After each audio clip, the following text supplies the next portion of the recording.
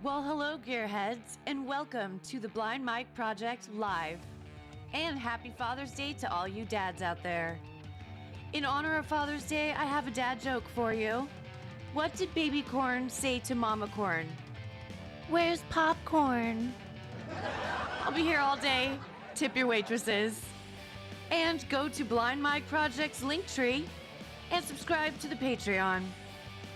So before I get too many laughs out of you, let's welcome to the show the former owner of blindmike.net and my new best friend since he super chatted my show. He's also the host of Why Are You Laughing and co-host of Who Are These Socials? The man with a heart of gold and balls about to be washed, Blind Mike Geary.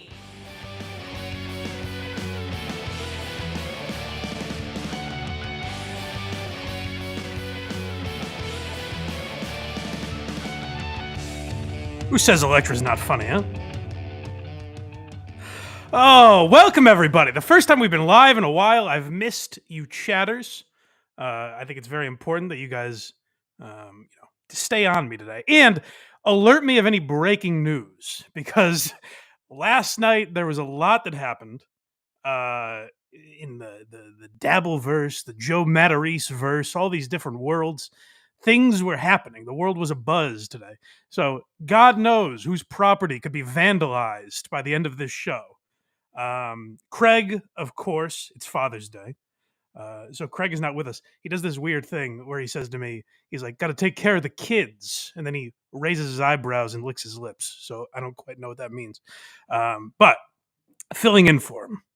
As you guys know, Hack Ride he's suffered a lifetime ban. We're done with that guy. He's trash as far as I'm concerned. He and I have a great deal of beef with one another. He really dresses me down behind the scenes to a level that you guys will never understand. So in his stead, a man filling in that I predict will Wally Pip Craig. His debut on the Blind Mike Project. Casey Day is with us. Hello, sir. Hey, Blind Mike, how you doing, buddy? Boy, what a nice, what a tremendous shift this is. I like the energy that you're not trying to overpower me or anything. This is very nice. No, the demon's very good though. I am living with him, so please let's be kind. Let's be kind. I to the understand. words we Yeah, say. that's Casey has to. He's kind of the go-between between me and Hack Ride, so I understand that he doesn't want to rock the boat too much. But Casey is here. And we also have our good friend David Collins, because really only two men. It takes two men to fill the shoes of Craig Ironhead Coney. So David Collins is here also. Hello. Hello, David. Hey, David. KC, I like your shirt. Yes, it's Blind Mike. You can't see, but I am wearing a Craigophile sweatshirt, so I am supporting Craig. Yes. Where can people get that? No, they can't. Oh, it's a one of one. Yes, no, it's a one of one. The printer is actually out of business now. They were raided. Don't know why. This is for anyone that thinks Craig suffers like real abuse here. I did have the idea for I'm a convicted Craigophile shirt originally, and this is what a nice guy I am. Is I said I can't, in good conscience, put that out there. You know? Yeah, it's a pretty decent man. There's some things that's that not are for sale. Hard to reel in once you put it out there. Yeah. Yeah. I think it's a good thing to spread the word. But Craig begged me. He said I won't get as much tail if that's out there. You know? Yeah, we came down on he beat the charges. That's how we ended Gearbox. We ended it on a happy note. He beat the charges. He walked away with the kids in the hands. Everything's good. Nothing else to see here. Oh, poor Craig catching strays. He's not even here. Boy, it's great to be here. Thanks so much for having me back on the show, Blind Mike. It feels like it's been a while, although I don't think it really has. David, it's been too long, if you ask me. How are things going with David Collins' 30-minute half-hour show? DJ Electra will be here to read super chats and things like that, and I hear she's going to be on your show as well. Right, DJ Electra was a guest on the show this week, and it's a little complicated how we even got to that point. No offense to DJ Electra, we would have loved to have her on the show, but, maybe further in the future, but we all go over that in episode 45. The audio is already out, but the video should be coming out very soon. Just to clarify, David, are you saying you don't understand how you sunk so low to have DJ Electra on? Is that what you're suggesting?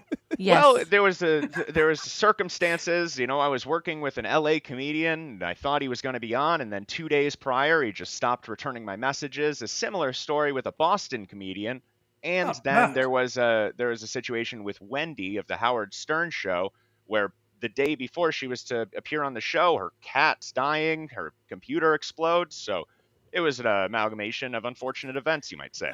People keep giving David Collins the runaround, and I don't like it. Have you finally squashed things with Ray DeVito? I believe so. You know, he was very kind about my. He screenshotted the message and he said, "See, I never saw this." But that's not really evidence of anything. He could have just never accepted it. So I told him, I said, you know, whatever the case is, I've already aired my feelings about it. I hold no grudge, but I don't believe what you have to say. But on my way over to Boston, maybe I'll be able to stop in Cleveland and we can get a picture. That's like if OJ held up the bloody glove and was like, "See, this isn't mine." It's like, what does that mean? Right. So I'm not sure exactly how to, but we seem to. And then he went on his show the next day and said that we buried the hatchet. So I guess that's his perspective too. All right, well, check out David Collins' 30-minute half-hour show. I imagine Electra was a great guest. I'm excited to listen to that episode. Look for Ray DeVito on there. And for the love of God, stop dicking David Collins around. It's a great show. That's how I discovered him, was being a guest on his show. It's very fun to do. So if you're out there and David is asking you to be on that program, I highly recommend it.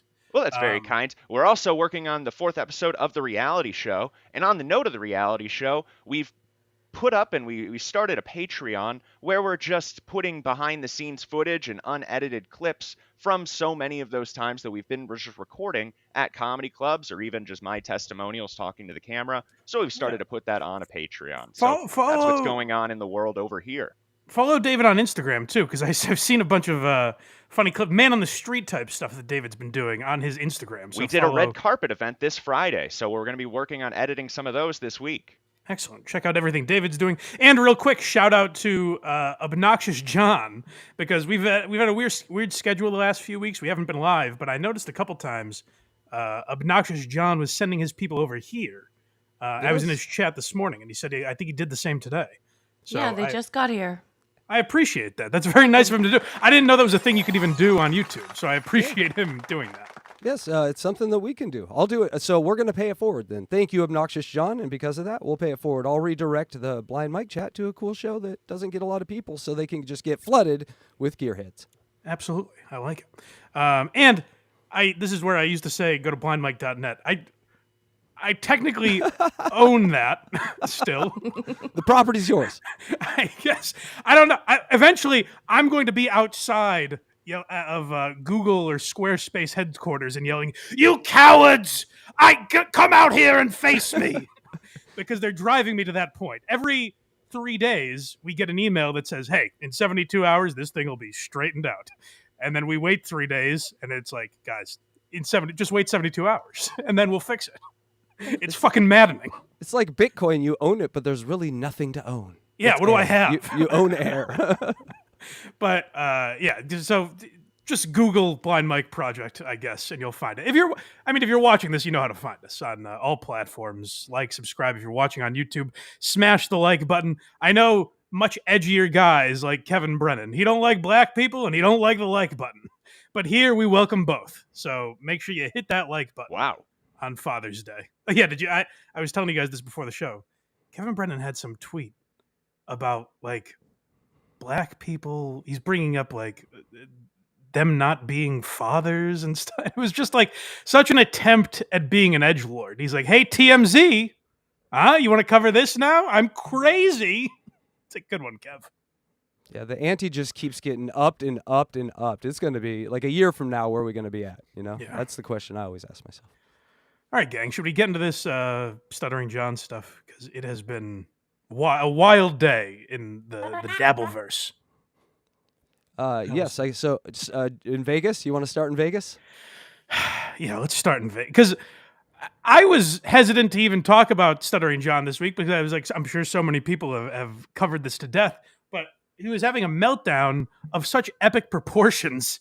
Me and Casey were talking about it earlier in the week. I thought Casey had a pretty good theory that Carl poo-pooed the other night, but we'll get to that in a bit because it's been preempted. It's been usurped by John's latest antics. So if you didn't see overnight, John was in Vegas that's what yesterday. I wanted to check up on. I'm a little confused about this story. I don't follow it too closely, but I am pretty sure I'm up to date here. So he was going to Hackamania as a Patrick Melton event that's taking place in Vegas, and John was invited, and he said, I will be going to Vegas. And then people called him out, and he said, I not Hackamania, I'll just be going to. So did he not make it to the event, but he still decided the next week? Is that what I'm seeing?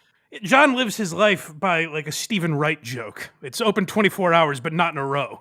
He's like, I'm going to Vegas. I didn't say when I was going to Vegas. He's a child.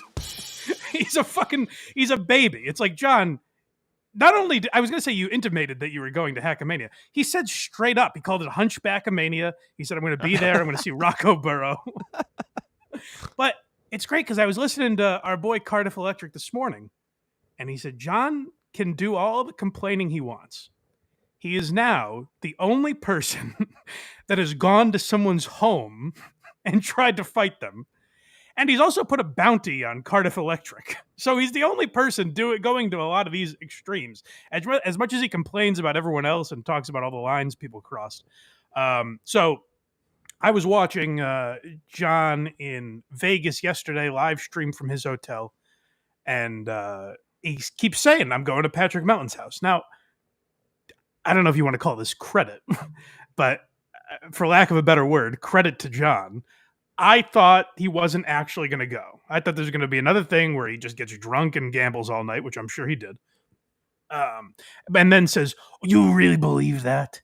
You believed I was going to, oh, you're all lose. I am the puppet master of the Dabbleverse. And we would all go, we didn't believe you, John. And he would ignore that. But sure enough, he did go. So, hats off to John. Good what for an him. Achievement. Yeah, good for him. So let's start there. Let's see him in all his glory outside the home of Patrick Melton. It's so the clips you gave me, I just put in the timeline. It appears to happen, and so this is the timeline from like when he shows up to when he is at the bar at the end talking. So about I'm his excited for that. conquest. So Casey added an element that I have not seen yet. So I'm excited to get to the end here because I didn't realize there was more footage. The end is amazing, but the whole thing is amazing. Here we go. John in Vegas. Hey, my friends. So here we are, Hello, Fatty John. Patty's shithole neighborhood. This is what he looks at. This is what Fatty Patty looks at. Is it really? So John, who by the way is a progressive liberal, has been calling this the ghetto. I can't see it obviously to confirm. Would you guys say this is a complete shithole that he's showing us? No, it's a nice middle class neighborhood in Vegas, and it's a really? yeah, it's like $500,000 houses up and down a row. So no, it is not a shithole. The man But it's a walking beautiful- by him seems happy enough, a nice enough guy. He's probably pretty upset about John besmirching his neighborhood here. It's pretty rude. So I just freeze framed it on, drop a needle on Stuttering John. Yep. But the guy he's with just happens to be right in the background, and I've never seen this guy before. Vegas beer sales Jerry. Yeah, he looks like a high pitch Eric clone. And so Here's the thing. This guy is probably fucking with John in some way. yes, he's filming him, so yes, he's definitely getting his, welcome to YouTube, Jerry. John still doesn't realize if you have to call the man Vegas beer sales Jerry, there's a good chance he's not one of your best friends. Like, maybe keep these people at arm's length. But John has tricked himself into thinking this is one of his soldiers, Oh, he and flew maybe a he is. cameraman with him. That's who it is his cameraman. Because John needs both his fists for swinging. He can't be holding the camera. I guess he's on break. They're both holding cameras. They're both filming. Imagine looking outside of your window of your nice $500,000 house in Vegas and seeing two grown men filming each other yelling at a house next door. Okay, so I'm glad you said that, because here's what's amazing. Because on Twitter, most of the people that follow me are Minifans. And there's definitely some crossover, like Kirk's a big Stern guy and everything. So there's definitely some people that found the show because Kirk has some similarities to Stern, but they don't know what the fuck is going on with Stuttering John. And I got a reply this morning where someone was like, holy shit, this is what Stuttering John is up to? You forget there are people that 20 years ago, listened to Stern and were like, John was a lovable nitwit. And then they went about their lives for the next 2 decades. And then all of a sudden, this happens. And they're like, what has become of this man? Yes, my life went swimmingly. My God, what was it like for this? And that's why, like, John doesn't ever understand that it isn't about your resume and what you've done. It's the fall off. No one in the history of entertainment has had a fall off like that. That's what we're talking about, the fall. But I'll tell you, it's not even that. It's not the fall off. Because, like, we did an episode of Why You Laughing about Tucker Max, who, and my argument was that Tucker Max could have been Dave Portnoy. Like, he was getting movie deals and book deals, and he had this very popular website, like, for guys, and he could have done a lot with that. That was in the very early days of the internet. And he kind of just fell off. People thought he was a liar and a phony and all this shit. But now he's like, I think he does some sort of political podcast, and he's like a shepherd out in the Midwest or something. And he seems very content with his life. So you can call that a fall off if you want. But like, it's a guy who just was content with what his life became and has found a different route. I don't think the people fuck with John because he's not as famous as he used to be. I think it's because he's doing shit like this constantly. Fair enough. Shittiest area. This is the ghetto. This is what I'm dealing with. It's fucking amazing. This guy lives. I mean, look at this shit area. Holy shit. But now let's do this. What a way with words he has. He's really only showing he the road, too. You neighborhood. can't get a good look at the neighborhood. I've seen Canoga Park. I've seen the neighborhood where John lives. I live in LA. This is 5 times the neighborhood that neighborhood is. He wants to move to this neighborhood right now. That's like in his eye. John, by the way, this is one day after dragging blood and shit-stained mattresses and couches out to his front yard of his 500 square foot shithole. Which, again, I don't care how big your apartment is, John. Live your life, but you're criticizing other people. Couldn't believe that shit. He just left it out there. Like, there's thousands of people who watch you. You're just gonna leave your shit out there, you idiot. But also, I checked the air quality index in Los Angeles yesterday. It went up. Like, the air quality went up after he left the fucking state. I swear to Christ, it's recorded. Go look. It smells better there now. It's crazy. Yes. It's great to see he's getting some exercise.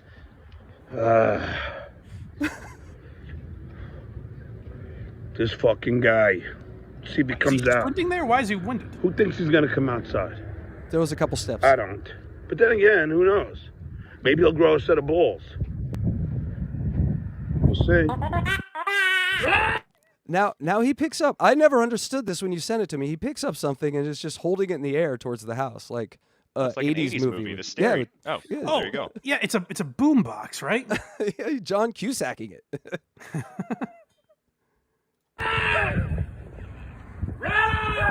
Wouldn't it be great if Melton fell in love with him and they had just a wild romance? Have a talk to me.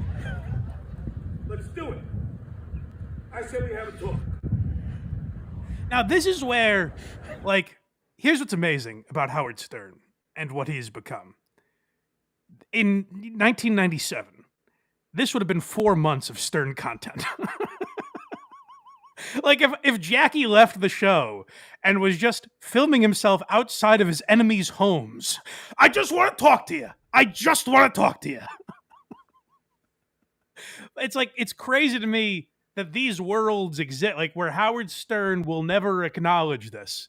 And Stuttering John, whatever you want to say, Stuttering John was a fixture on that show. Like, that's where John is correct. I don't think he made the show, as much as John will tell you. But, like, he was a major character on that show. So all of this is so weird. It's weird that this exists and Howard won't talk about it. It's also weird just to look at what, again, think of it from the perspective of someone who just listened to the Stern show and then forgot John existed for 20 years. You're like, oh, this poor man. Look at what he's doing. It almost makes you wonder, what does John have on Howard Stern? Yeah, well, no, but Stern doesn't talk about anyone, you know? Like, Stern just pretends they all don't exist, which is kind of crazy. Come on, man. I'm fucking here. Do it. Come on, man. He's talking to no one, by the way. So the reports that I have seen indicate that Patrick was not home at this time. So he's That's just what- yelling. He's yelling at buildings. Yes. So there's a report that he was out, like literally at an appointment with his dog or something. Like, so there's evidence that he can say, like, yeah, I wasn't home. But also, you're missing the visual of John doing like a Rocky warm up thing where he's like flexing and like swinging his arms, kind of like a baboon. It's amazing. And there's just a guy, 52-year-old white guy, maybe moved from New York, looking out his window. Is that John Melendez? That's a great day to be on that Ring app. Oh, please. I'll pay $500 for the Ring app of this right now. Who has this? Here's where I will criticize Patrick Melton gently, because I don't know all the circumstances. Maybe he had something he couldn't get out of. I heard Carl say that Patrick Melton was like excited, like he was ready for John to come. Don't you clear your schedule just in case this buffoon shows up? You know what I mean? Like, I would be giddy if John was going to come to my door to confront me. I would be so happy. You invite all the friends over. It's like a party. He walks into like a Guys, Super Bowl party. Stuttering John's going to come to my house. And that's why I told everyone, alert us of breaking news, because apparently next stop is Tukey. John is just driving around the country confronting everyone that's made fun of him.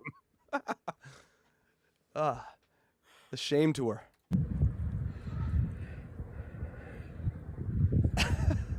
Just as suspected. All going according to plan. Well, Vegas beer. Looks like This is a friend of his. He calls him Vegas Beer. Barrel I mean, whistle. my favorite is always when he's addressing the chat and Penis Wrinkle chimes in. And he's like, Penis, you got to understand.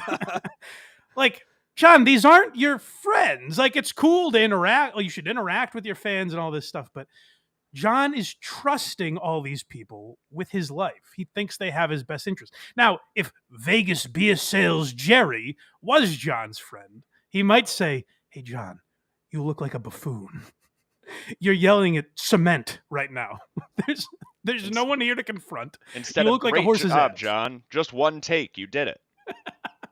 And a thing you're missing here, Blind Mike, I pointed this out. So when he bends over to pick up this piece of electronics, it's like a 90-year-old man bending over to pick up this electronics. It takes him like 5 seconds. Also, doesn't look like he's wearing underwear. Also, no socks. No socks in Vegas on a 100-degree day is fucking crazy. Black leather shoes and no socks. That is the most psycho thing I've ever seen him do. Those shoes must stink to high heavens. And he's driving across that car, everything. Oh, my God. Yeah, so here's where I don't agree. Maybe some people in the chat will get annoyed with this. But, like, sometimes you do have to take Stuttering John's side a little bit. He is a human being, for God's sake. We forget that because he doesn't act like one. But here's where I don't agree with people. Is, like, John made some joke that, and I thought it was a clear joke, that the cats... He's brought the cats with them, and the cats have suffered enough. The victim that we all forget about are the cats. They've done nothing to deserve any of this.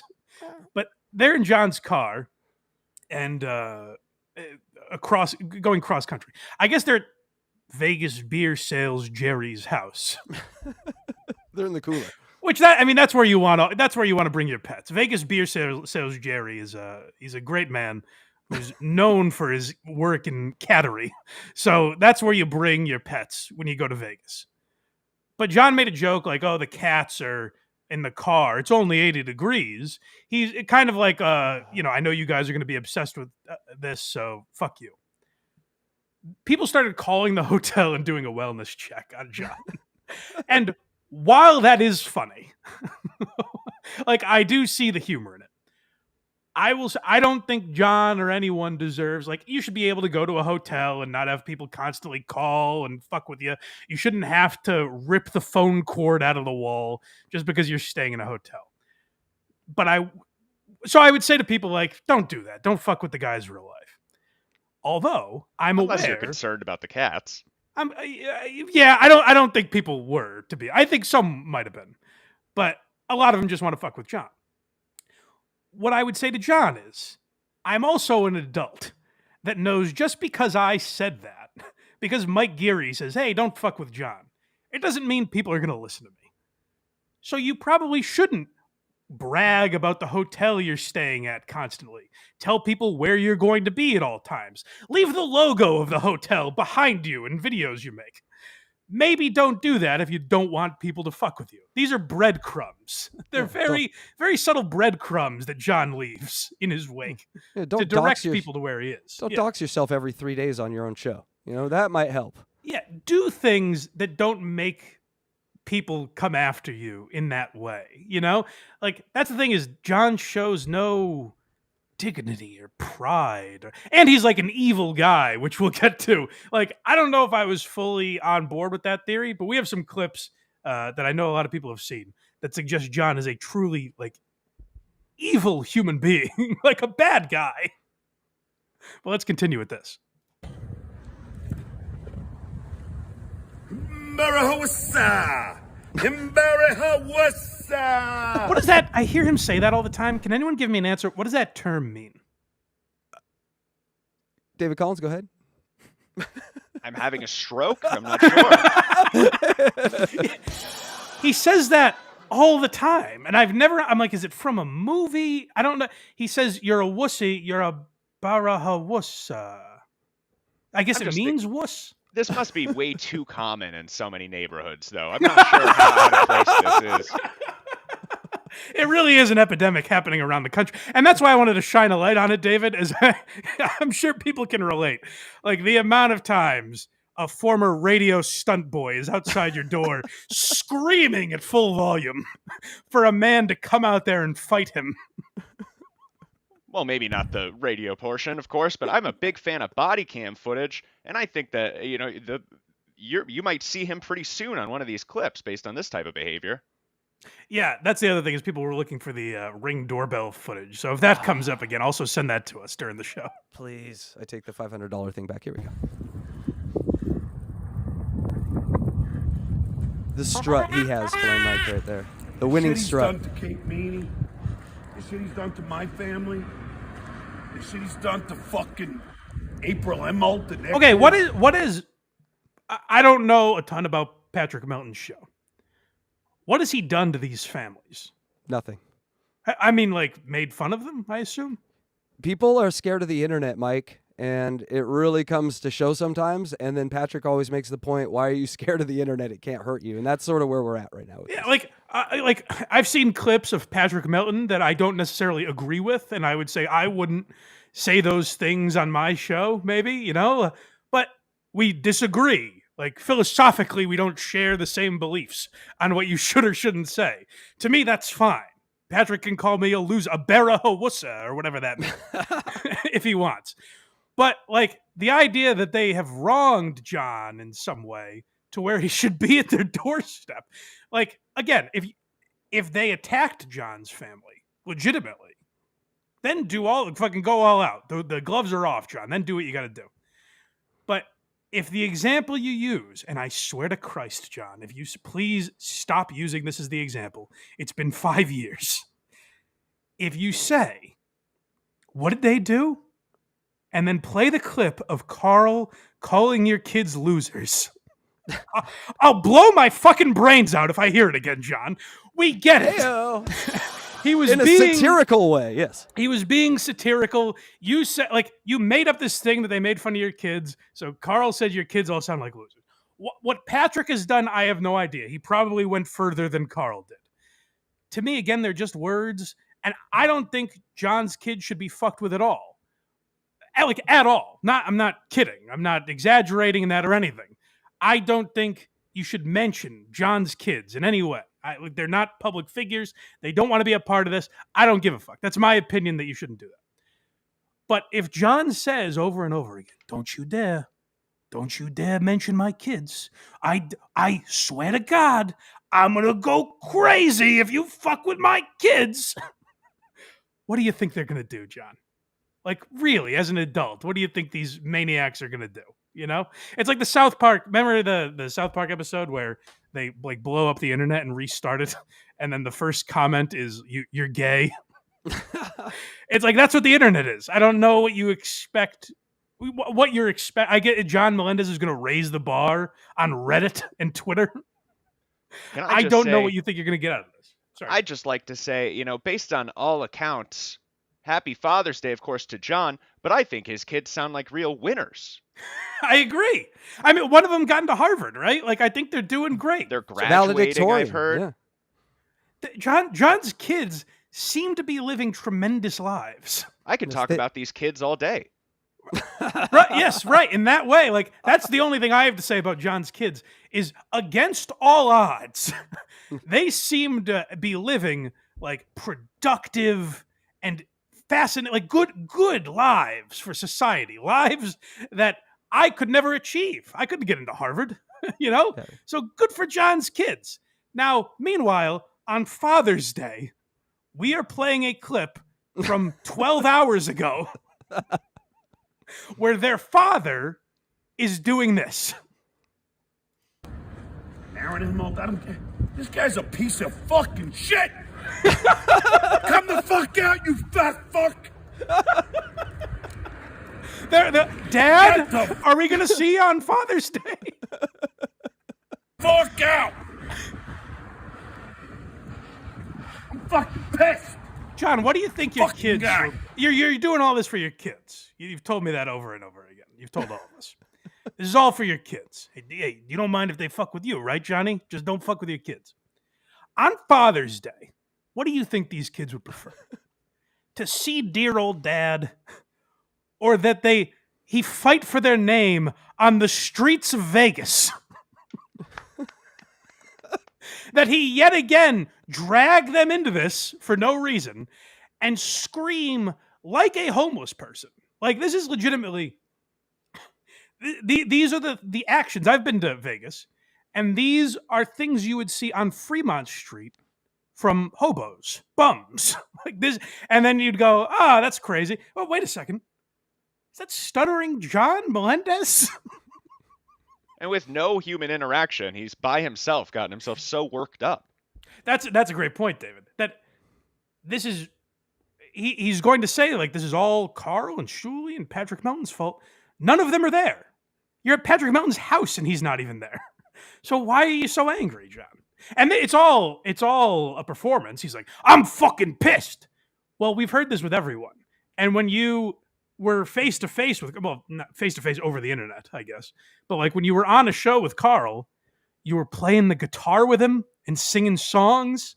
You were having phone conversations with him. You were inviting him to Stevie Tomatoes to have a few drinks. And John, I understand the vandalism that Carl did to Stevie Tomatoes. We all saw that S. It was devastating. Carl should be under arrest. But I'm talking about last summer when you and Carl were buddies and you were plotting this show. You didn't seem that pissed then. It's very weird. It seems like this is kind of phony. And you think that, I don't know, you're going to eventually win. Like, that's the ultimate tragedy when you watch Stuttering John, is that he thinks ultimately one of these stunts, whether it's in Atlantic City or outside Patrick Melton's house or on his show every day, there's going to be a day where we all go, oh, John was right about everything. Oh my God, silly John, we're so sorry. We were wrong, John, and you were right. And then he'll get home and there'll be a letter there from NBC. John, we fired Jimmy Fallon. Yes, and remember that one time where he was confronted in person by the two dangerous, beautiful women that wanted to hang out with him at his house, and he called the cops. So, I mean, that's his one experience. And then Atlantic City, getting the security to get around him. When he was face to face with Patrick Melton. And again, my criticism of Patrick Melton would be there for this because it would have been gold. But when he was face to face with Patrick Melton, John's, security. This guy's trashing my kids. Yeah. It also wouldn't surprise me if, like, they staked out the house and waited for Melton to leave, and now they're like, okay, now let's go. Well, Like I'm told, and again, I don't know how true. I haven't verified all this. I'm told that that Patrick sent John a message and said, just so you know, at 2 p.m. I have a thing with my dog or whatever. And so John said, all right, I'll be there at 2. 2 p.m. it is. Fucking dickhead! You say one more thing about my fucking family. The next time I come back, I won't be talking. Fucking asshole. motherfucker. The sound is so perfect because it's honestly symbolic. It's art that John is quite literally screaming into the wind. He's just yelling as just the wind blows back at him. There's no one there. He's not talking to anybody. He's just yelling about this myth that he's created of everyone attacking his kids. And again, even if people are just making jokes about John's kids being trans or whatever people say, I actually don't think that's right. And I'm not fucking around. Like, I don't like that. But I can't stop everyone on the internet from doing it. Are those just jokes? Are they not really? They are trans, yes. Yes. Or one of them is. Yeah. I like the idea he's holding like a TV remote control in his hand. That's how small he is. He's a tiny little guy, dude. That's the other thing you're not seeing, Blind Mike. He's like 3 feet tall. Well, in John's mind, it's the remote from Click, where he's gonna change everything. Can't even come out and talk to me, a pussy. Coward! Didn't do it. Come on, Jerry. Pick up my stick and bandana and let's move on. He's a cartoon hobo. Let's get on the train. Screaming at the wind. Off to Colorado to find Tukey. So, Blind Mike, here is the things you haven't seen. This is him drunk at the bar after his conquest. A little hard to hear because I took the music out, but you'll hear. Hey, Fatty Patty. I'll make you a dip. Let me know if you're there now. I'll come right by you. Yeah, John, this seems like the state that you want to fight this guy in. Oh, fuck it. You let me know you're home. I'll go back. We now know what Cocktail John sounds like. We've heard Beer John forever, but this is Cocktail John. Harry will take me. But this time you have to come out. All you have to do, you know how to email me. Everyone knows my phone number. How every great fight starts. Email me the details. You're going to be there. I shall come. Time to pay the piper. Kiki, yeah. I'm glad he said his catchphrase. Always. Patty. Went by your house. You weren't there. You tried to set up some false alibi. Oh, you're at the house at 2 o'clock. So I waited. See, and I'll tell you, this is why I think Patrick Melton should have canceled whatever plan, because he gave John this out. You know what I mean? Like, now John gets to say, like, oh, you're afraid of me. But it's this endless cycle. And I'm aware. I feel like I always have to preface John talk. I know that months back, I said we were done talking John. I said, there's no way. I said, it's going to fizzle out. There's no way in 7 months he's making a fool out of himself still. Eventually, the clock will run out. I was very wrong. And time and again, John never ceases to, because he thinks he's going to get this answer eventually. Like, there's going to be a day where we all see it his way. And really, the best analogy, if you want to know why I bailed immediately and went right back to talking John, is because it's fascinating to me. It's like, let's say the four of us were walking down the street one day, and we see Craig, our good buddy Craig, and he's in a fight with a man on a park bench. And the guy on the park bench is saying, like, he's like, hey, you know, you're a pedophile. And Craig's like, no, I'm not. And they get into a back and forth. We would stick around for a while and be like, I'm curious how this all plays out. But then, you know, Craig keeps saying the same 4 or 5 things, and it's clear this guy on the bench really knows how to fuck with Craig. So we're like, all right, you know, I'm going to head home for a little bit. And then you walk back by the bench the next day, and they're still going at it. And a crowd is formed now, and they're all on the guy on the bench's side.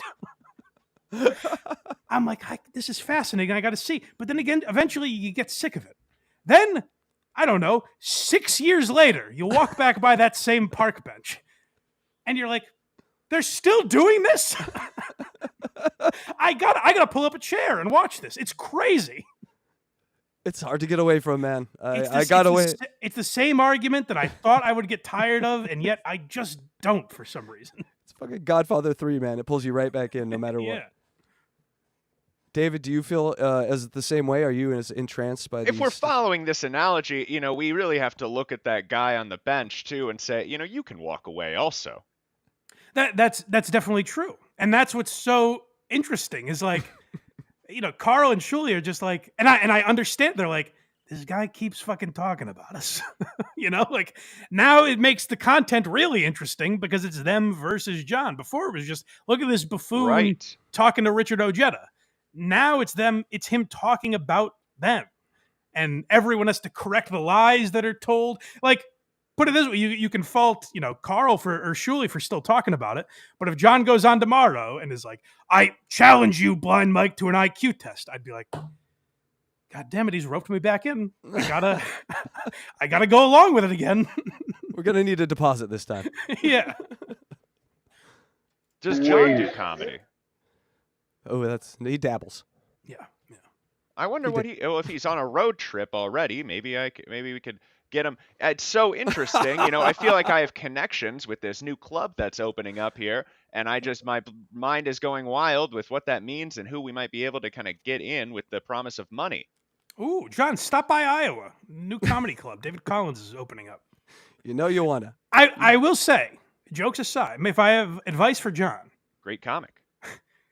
Do everything you say you're going to do, because it would be fast. If you go to Tuki's house and the Quad father and Carl and Cardiff and you stop by and pay a visit to all these people, it would be interesting to see how it all plays out and if John ever gets the answers he's searching for. I didn't show up to your fat fucking trash house till 6 or 5:15. This is John's life, arguing with ghosts. He's just arguing with people that aren't there. Like, Patrick Melton is not in the room with him. Who's he talking to? Even his cameraman's off the clock now. Weren't there. You weren't. You know why? Because you're a big, fat, hunchback douchebag.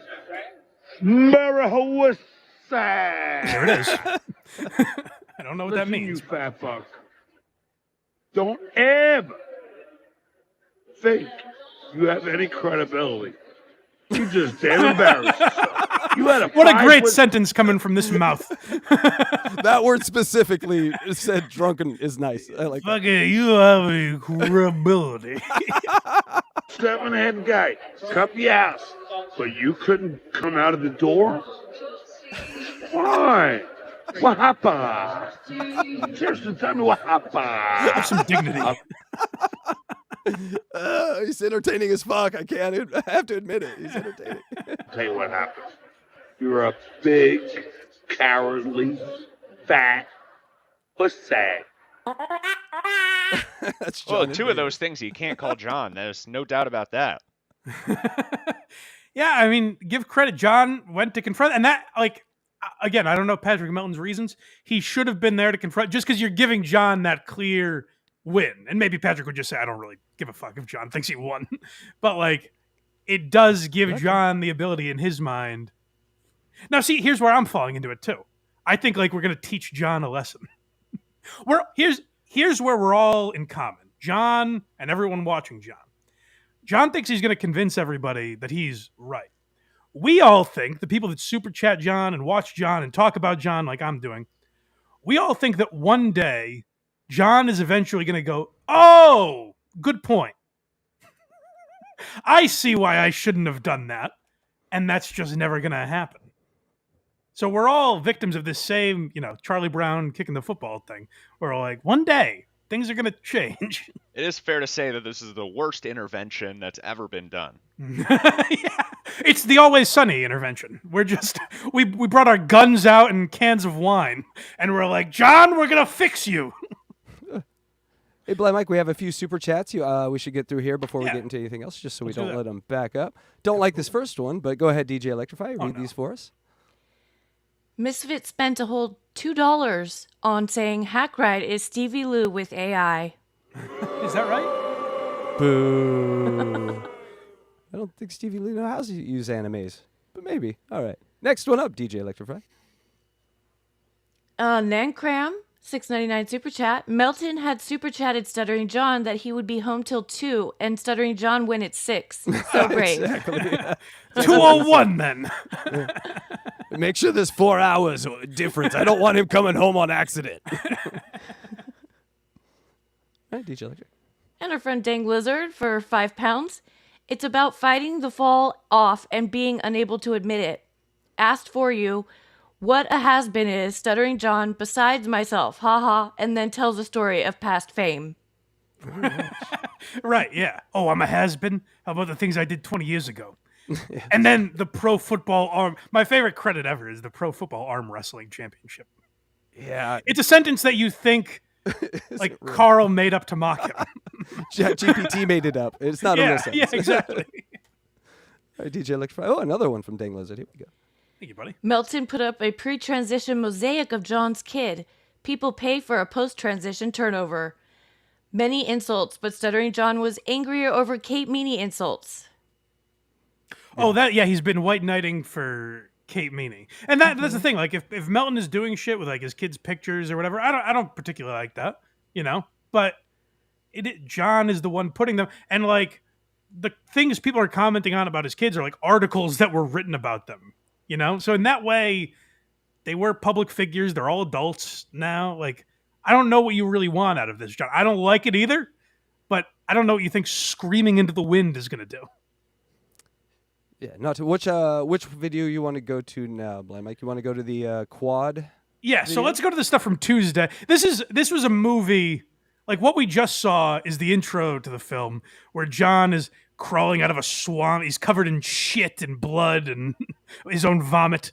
He looks at the camera and says, "You might be wondering how I got here."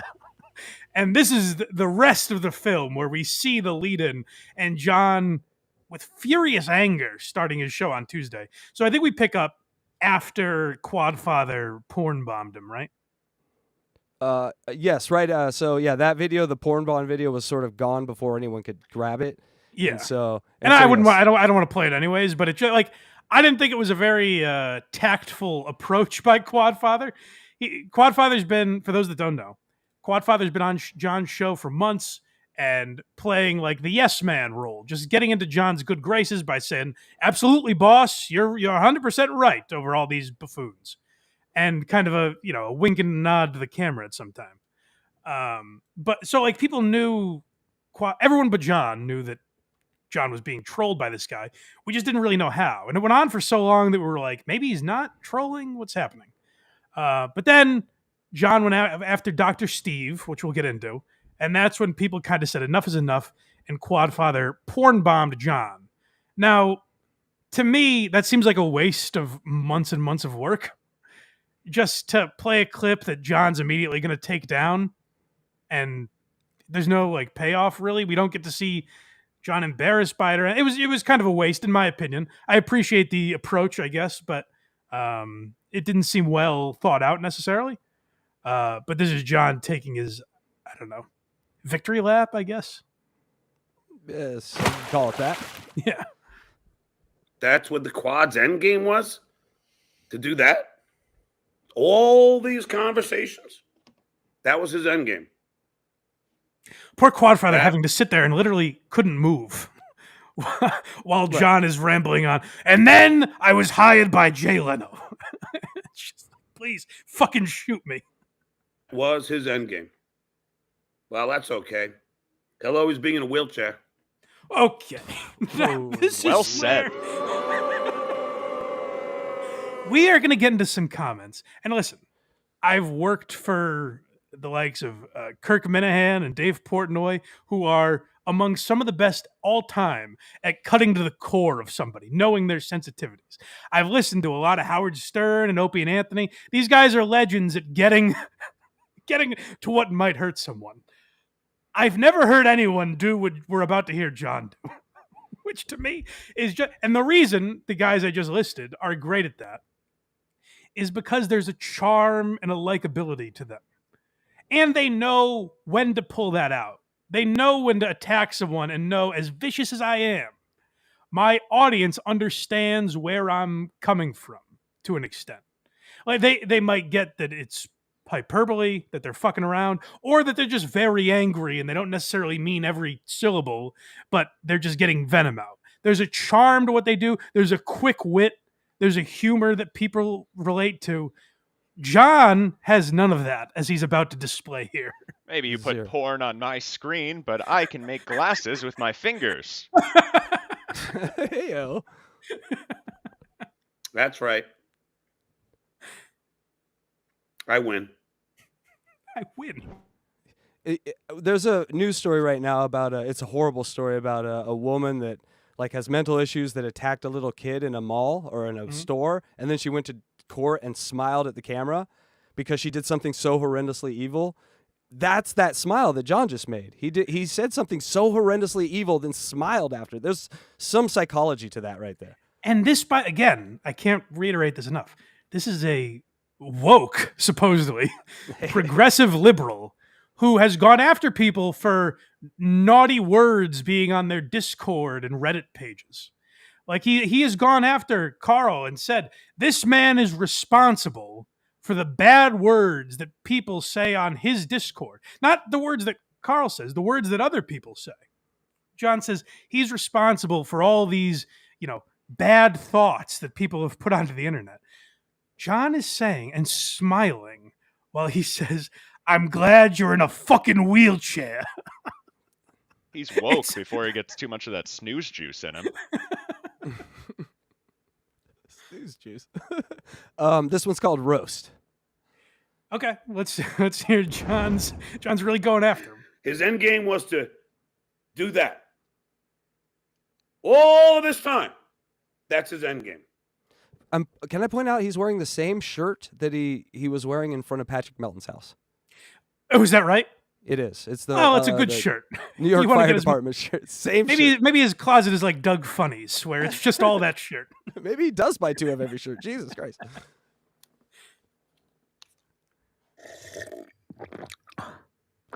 He's drinking heavily right now. Well, I wish I could say I beat the crap out of him, but he's pretty much just a talking head at this point anyway. Oh. Literally. That's my favorite thing that you forget about John is like of all his qualities, the one I somehow forget every once in a while is that he's just like a cornball vaudeville hack. Take my wife, please. Yes, his stand-up is very 1930s up in like Bridgeport, Vermont or someplace, Yeah, he's like copying, I guess because he worked around Jackie Martling for all those years. Like, it's all that level of comedy, It's 2 Jews walking to a bar type stuff. I was expecting him to reference the Zoltar machine. This one's called Threats. Okay. This is John. John gets so nasty in this episode. It's wild to watch. And here's the interesting thing. We're going to get back to John talking about the quad father, who, if you guys didn't surmise from his nickname, is a quadriplegic. I thought I sent Casey this episode immediately because I was like, John's going to come to his senses. We want these clips. But surely the next day, John would be like, I didn't say any of those things about Quadfather. He has stuck to, he's still making these crippled jokes days later. I'm a survivor. I win. What a winner. I'm a fighter. I win. Not a shaver, though. Can't shave. Quad, you will always be in a fucking wheelchair. Good Lord. Because you're an idiot. Now, hold on. As a fellow disabled person, I think that's how it works. I have to assume, and I don't know Quadfather. Maybe he's a real dumb guy. I have to assume Quadfather's not every day just sitting in a chair, looking down at his legs like, "Durr, I don't know how to get up." Even Stephen Hawking used a wheelchair. Hey, good point. That's a good point. Yeah, there are smart people in wheelchairs, John. The disabled, we have our flaws like anyone else. But it's not that I can't see because I'm lazy or I choose not to. It's just God has struck me down in that way. Oh, Quadfather, you nitwit. You can't get up out of your chair. And by the way, This guy, again, for people that don't know and audio listeners and everything, the Quad Father, the guy that sneakily, duped John into thinking he was a guy that aligned with his beliefs. Quad Father is an out and proud boy. Like he's a guy that has done a bunch of stuff on the internet that are the complete antithesis of John's beliefs. And John thinks anyone that votes for Trump, is a moron and should be exiled from the country. And yet he had a Proud Boy on every day and was chatting it up and laughing with him, all because Quad Father was like, "You the man, John. You're the best." So it shows you how deep these morals of John's run. I would have loved to meet up with John before this, and maybe we could work on some jokes just so he doesn't embarrass himself. How about I'm gonna get you a book? How about goose stepping for idiots? Come on, get up, you moron! There's a little of both. Dumb piece of shit.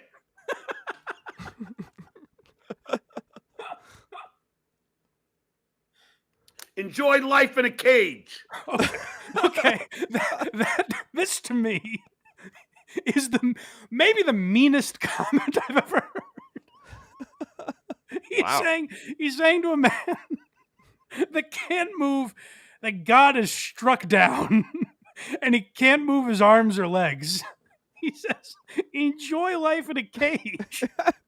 This is monstrous. It's something a Batman villain would say. Yes. Yes. This is the type of hate that you see in a movie, and you're like, well, surely no one would say this is a little extreme, Well, to be fair, his only friend has betrayed him after 8 months of working at it. That's true, David. That is true. But again, here's the thing about morals and values that John doesn't quite understand. That if you say that it's wrong to use, bad words and it's wrong to joke about things on the internet, you have kind of recused yourself from saying to a quadriplegic, "Enjoy life in a cage, you idiot." You know what I mean? Like, if I think comedians like John should be able to make whatever jokes they want and everything. But if you're someone who has been battling for 6 years, trying to get jokes about him abolished from the internet, maybe you shouldn't say, "Hey, you're too stupid to move." I hope we get the ring footage of the Quad Father's father outside of John's apartment. That's my kid! Imagine like a 10-year-old stuttering John if he actually, had the stutter thing going on, and some guy came up to him and goes, "You're gonna be locked in a cage the rest of your life." Like, retard! He'd be very offended by that. Drinking some water again. He loves this water, man. He's gotta hydrate. Enjoy life in your fucking wheelchair prison. And don't worry. You're right, Casey. If you wrote that line for the Joker, Christopher Nolan would have been like, "Well, that's too much, obviously." Bane, I mean, he has a backstory where he's nice. He can't do this. But don't worry. You don't cross the Duke. Everybody knows that. Who? John, for 6 years, people have been doing nothing but crossing you. I just learned of the Duke thing yesterday, so I guess I can't cross this thing that I learned existed. Okay. Yeah, I don't know how official any of these rankings are, by the way. I don't know if John was knighted or not. I'd have to look into that. He's not even a king in his own universe. He made himself like sixth of the Lord. I'm the Lord of this land and not on my own land. What? You don't do that to the assistant manager of the Dabbleverse. You're the fucking jester in your own kingdom, my friend. You don't think? You think your life is not going to change now? Okay, now that's a bit of a John, what could you do to this man? As you so eloquently put it, he is confined to a wheelchair for the rest of his days. Was John promising him legs before he was doing I'm taking the legs away. Taking the legs away, John.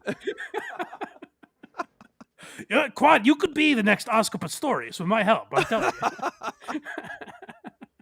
Wait for it. Wait for it.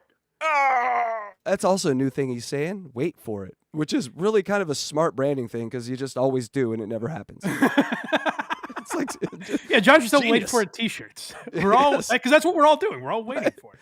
I'm like 3.5 years in now waiting for it. It's still never John, happened. the man is confined to a wheelchair. What are you going to do? Are you going to fight him? Like, what are you going to do? He's going to electrify that cage. This poor bastard, he has to have someone come over and change his fucking diapers every day. Like, what are you going to do to him, John? Don't talk about John like that. Hey, All right, this one's called Where Were You? Why do you? Oh, why people have been quoting this already. This is, I mean, we all remember. You know, if you're old enough, I'm sure you remember where you were when Kennedy was shot. Even though I was pretty young, but I remember where I was on 9/11. You might remember where you were when the lockdowns happened. All these big things. And of course, you know, John getting one of his gigs canceled. These 4 things. What Americans remember.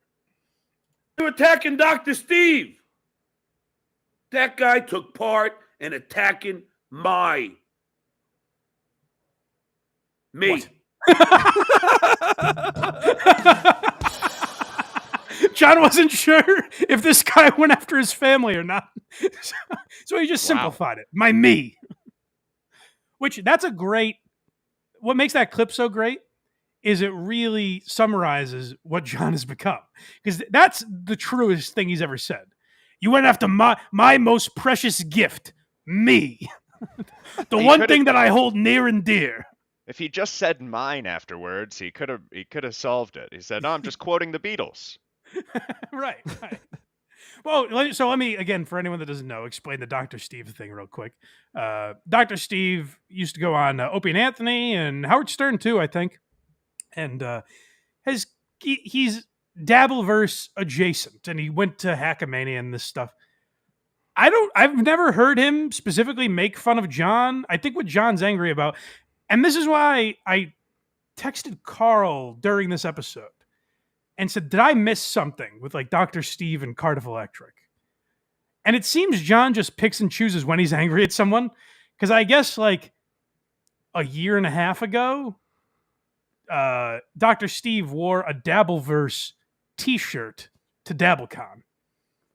And that's now why John is at war with him in 2024, I guess. Well, it's like wearing an "It's Okay to Be White" shirt at a pride parade. Yeah, sure. You never forget it, I suppose. He took part in goofing on my family, Dr. Steve. He didn't. That's just a lie. Straight up lie. Like, there's no evidence. I've looked everywhere for evidence for that because I was going to find the evidence, and no. No, it just didn't happen. Like, Dr. Steve, by all accounts, is a pretty nice guy. I've never actually seen universal support for someone like this in this universe, ever. Right. Like, people that war are on the same side with this guy, you know? Right. So don't you tell me, Clay Dabbler, what I'm allowed to do. Don't you tell me who I'm allowed to be friends with. Don't you tell me, Jessica Flatcat, who I'm allowed to be friends with. Well, John. Don't you... Hold on, John. I don't know if you were trying to be friends with Dr. Steve. You said, what's this man's last name? I want his medical license revoked. I don't think they were telling you who to be friends with. I think they were telling you who not to be violent enemies with. That's an interesting strategy. Like, murder. If you're on trial for murder, don't tell me who I can't murder. It's just take the opposite. Go back a little bit, just because my favorite part is the names he's yelling at. These are his good friends. These are the people in his corner, and he's like, "Don't you dare! I know we're close, but you can't. You don't come after the Duke." Family, Dr. Steve. So don't you tell me, Clay Dabbler, what I'm allowed to do. Don't you tell me who I'm allowed to be friends with. Don't you tell me, Jessica Flatcat, who I'm allowed to be friends with. Don't you tell me, Sunflower Dragon, who I'm allowed to be friends and with. I gotta say, that's who I'm most upset with, is Sunflower Dragon. As I really expected better out of Sunflower Dragon, and she continues to disappoint me. Boy, Flippy Dippy, will you stop being so mean in the chat? John's hemorrhoids! Don't you dare tell me who to be friends with. All of a sudden, John's at Burning Man. He's just Dragon Lily. Stop it. No. Don't work that way. Where were you guys? When they Meanwhile, were John called- has told a bunch of people who to be friends with. He's told Vinnie Paulino and Stevie Lou and all these people that John has had on his show. He's like, you're not allowed. If we're going to be friends, you can't be friends with these other people. So as far as I can tell, Clay Dabbler was blocked because Vinny the lawyer modded him on his channel. Like, Clay Dabbler didn't do anything. Vinny modded him on the channel, and John's like, I'm done with you. Like, So, John, yes. listen to what Casey just said. Take a step back and listen to that sentence and think, like, is this something at age 60 that I should be a part of? We just got to put down the stereo and walk away from Patrick Melton's to answer you, Mike. So Yeah, what was the stereo thing? I have no idea. Is there a say anything tie-in? Why the stereo? He's got to have a little mystery to everything he does. I love it. He's a showman. Yeah, that's true. He didn't even turn it on, did he? No, No. He slammed it on the ground. Whatever it is. I work like Gallagher. Oh, if he broke watermelons in front of Melon's house, oh, that would have been amazing. It's commentary. You see the Sledge-O-Matic. Patrick drives home with his dog. There's just melons all over his front yard. Patrick Mellon, hey-o, gotcha. Goddamn, we're writing bits for you, John. That's fun. Drive back to Vegas. the school district to get me fired? Where were you guys when Silent Mike Didn't happen. was putting pictures of my mother up, saying he was having sex with her? Okay, so Handcuffed her. Oh, this Silent I Mike don't- guy sounds like a cad.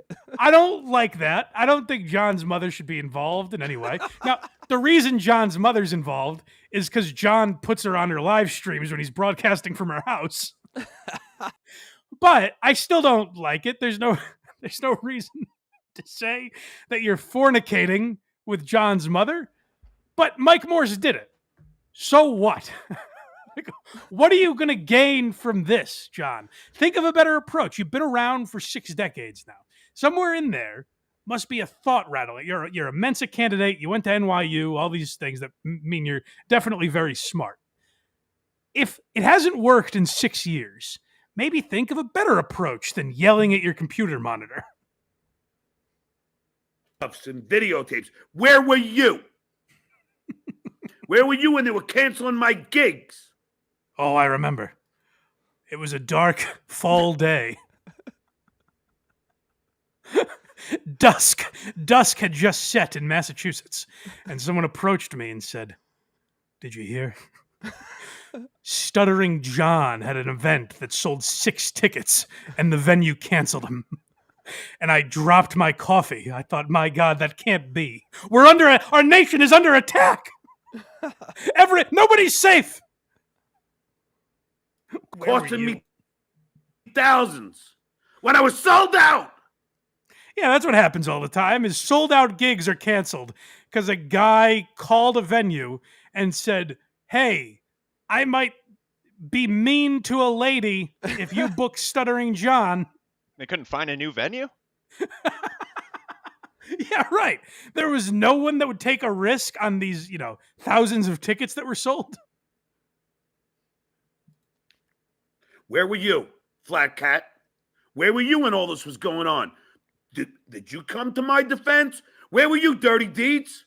Did you come to my defense? Dirty deeds. Well, then why are you coming to Dr. Steve's defense now? Why are you coming to Clay Dabble's May I? defense I have an now? answer. They like him more than you, John? I don't know. Why are you friends with this person and not me? This is like, why are you picking me last on the teams? But honestly, here's the thing: is like John will look at it as friendships. It's saying because none of these people know. I mean, they might have met him, but these aren't like friends of Dr. Steve's or friends of John. They're fans of their content on the internet. So this is like me every week getting on and yelling, "Why are you a fan of Joe Rogan and not me? Why do you like Alex Cooper and not me? How like dare it. you, dang lizard!" I like it. Can you do that every show, please? I might. I'll incorporate it. A couple minutes of that and booyah. Cha-ching. Where were you when it was all going on against me? All right, this one's called You Enjoyed It. Oh, you sat there and lapped it up. John's going to tell us where we were. My brother was harassed. Oh, God. This is when I texted you that I noticed some things, but this is when it started. Okay. We'll get into My that. friends were harassed. Oh, no. My pubs. No! John, you just Say said it that. ain't so, John. Not the Pickwick. Pubs plural, by the way. Oh, God. What Stevie Tomatoes had to endure. I like that John's like, all right, they're not empathizing with the kid angle. But have your pubs ever been under attack? Maybe they'll sympathize for Mo from The Simpsons, getting calls from Bart all the time. My pubs. Places I go. My gym. Listen to the order John is put. Like, you're supposed to build to a reveal where you're like, holy shit, they went after them. He's like, my brother, my mother. And I swear to Christ, I thought he was going kids next. But a mind like John, he always zigs when you think he's going to zag. And he goes, my pubs and my gym were under duress. My Uber drivers. Now, again, I don't think John should have to go to his gym every day and deal with some conflict where a fake John is trying to cancel his membership. I do see where that's fucked up, and I don't really love it. And I like that 1-800-Dabbler. I think he does a very good job. But I saw the other day he called one of the bars that John goes to, and the lady had to get John, the real John, on the phone. It's a pain in the ass for the staff. They shouldn't have to deal with that. I get it. But John, this is not the way to handle it. What you're doing right now is asking them to do it more. Stop. Pissing kerosene on the fire. We play a clip on WATS. By the way, quick announcement. I don't think there will be a Who Are These Socials this week. What? I don't know if we're rescheduling, but it definitely won't be Thursday. So make note of that. But there is a clip that we play on Who Are These Socials. Our friend Solar is saying, do not make jokes about my teeth. And it's like, well, what do you think people are going to do? What is the first thing everyone's going to do when they hear you say that? You might say there's a gap in her logic. Very well done, David. We got to the root of that one. Hey, here we go. Everywhere. Sagebrush Cantina was harassed. Where were you?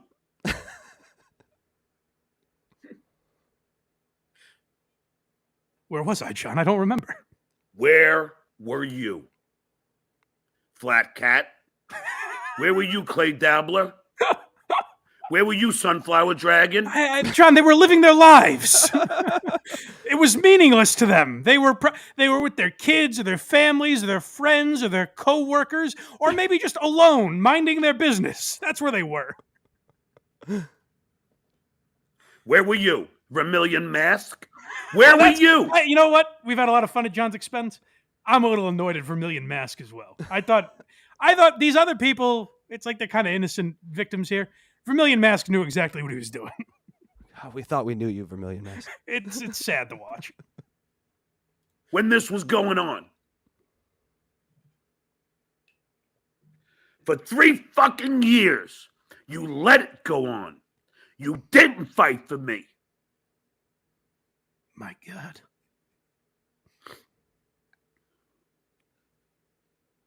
You let my family get harassed. Oh dear. A man crying because Quad father abandoned him. Now, Casey, you said you might have noticed something about his attitude around this time. Yeah, so I texted you just because I had no backstory of the porn bombing. I just picked up from right here. Yeah. And he's displaying attitudes similar with people that because I go to Gold's Gym, I work out at the gym, and there's these muscle heads there. Yeah, well, we got to keep healthy when we're old. That's what happens. Sure. You get old, you got to keep healthy. But so there's these guys there. They're called trainers, and they really, really push on you sort of products. A lot of them good, some of them not so good. Yeah. And where's John been lately? He's been at the gym. Probably did a training session. Like, hey, real quick, I need to get in some real shape because I need to go fight people in Vegas and all over the country doing a fighting tour. I said that on WATS the other night, and Carl laughed at me and poo-pooed it. I don't think that's crazy. I think that's exactly where John's mind would go. So I don't know if it's happening, but right, it might, like, he's displaying the characteristics of someone that might have extra testosterone, is what I will say. That's right. all. Yeah, and I have no idea if he does or not. But it does, the anger that he displays. He goes from crying to pleading to screaming, all at what seems at the drop of a dime. He's turning these different directions. So I don't think that's crazy to think he's on some sort of. There's some reason his emotions are changing. So now the counter to that would be he's kind of always like this to some extent, Right. Well, he's like it's like being double bounced on a trampoline. It's just making what you are that much more, and that's what it seems like. He's just a more amplified version of himself. But another kind of take this for what it is that when you go on those stuff to sort of pump up that part of you, it also kind of fucks with your immune system, and the dude's riddled with herpes right now. So, just keep that in mind. That's just a what they call a plot point or a fact point that we're keeping, watch on here. My brother! Eyes are blood red shot too. You didn't care. And he's training. You liked to watch the entertainment. Right. You liked to watch the bullying of one guy. Oh, you got such gratification from it, didn't you? You relished in it. Vermilion mask. Reveled in it. You enjoyed it.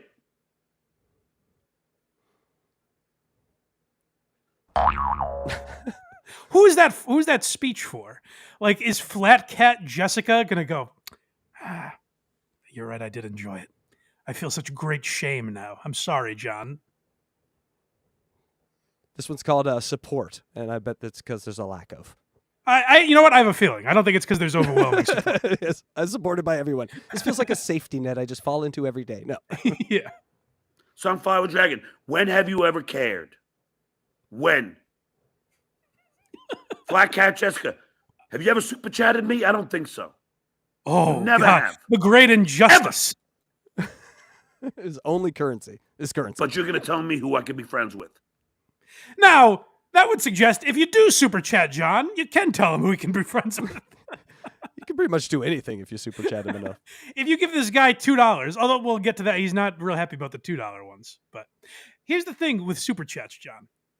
I super chatted DJ Electra the other day. Yes, you did. Thank you so much. Oh my God, it was amazing. See, right there, that the exuberance that they displayed, it made me feel good about myself. Now, had they said, "Really, Blind Mike? That's all you got? What, did your mother give you lunch money today?" Then I would have said, "I don't think I'm giving to these assholes ever again." No, me and DJ Electra. Hey, DJ Electra. We had a meeting. And we're like, hey, we finally got our whale. So congratulations, Mike. You're our whale. It was adorable to hear them react. Where I was like, oh, that's very nice. I feel good about giving to them. John, on the other hand, is shaming these people for not doing enough for him. Again, super chatting. We are those of us creators that collect super chat. We are bums on the street with our hat out saying, donate to us, Now, I like to think we're providing a service. We're giving you content that you might want to donate to.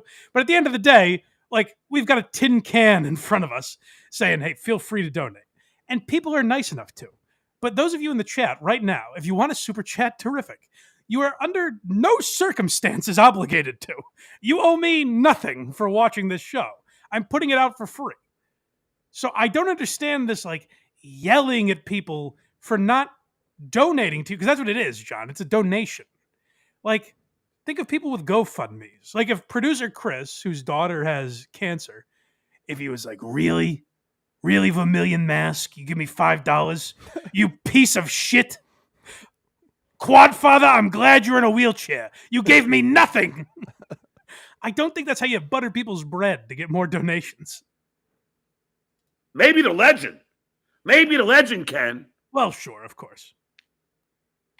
If you were drafted in Major League Baseball, then you can say what you want, I guess. Yeah. Maybe Leo Gunn can. Maybe David Dorfman can. Wait, Ken what, John? All these people can tell you what to do with your life because they've given you $50? Completely control me. Walk me around like a puppet. Do whatever. Bend me over. Stick your hand in me. Do whatever you want.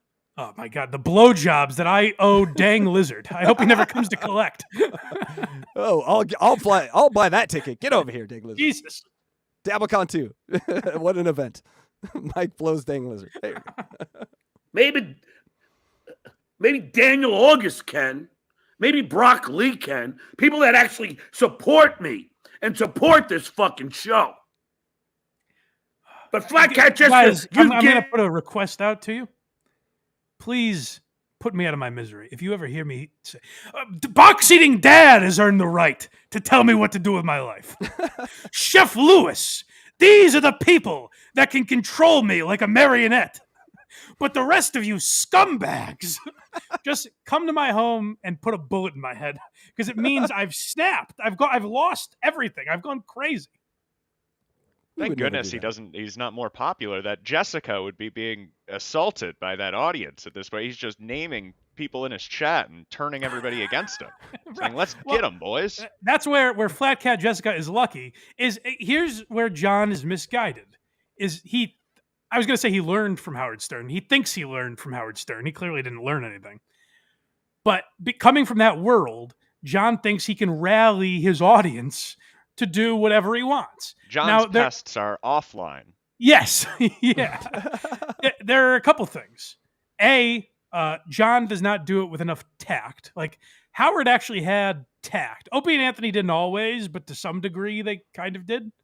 Like, there's something about these guys that made people rally around them that John just doesn't have. Also, John doesn't have fans.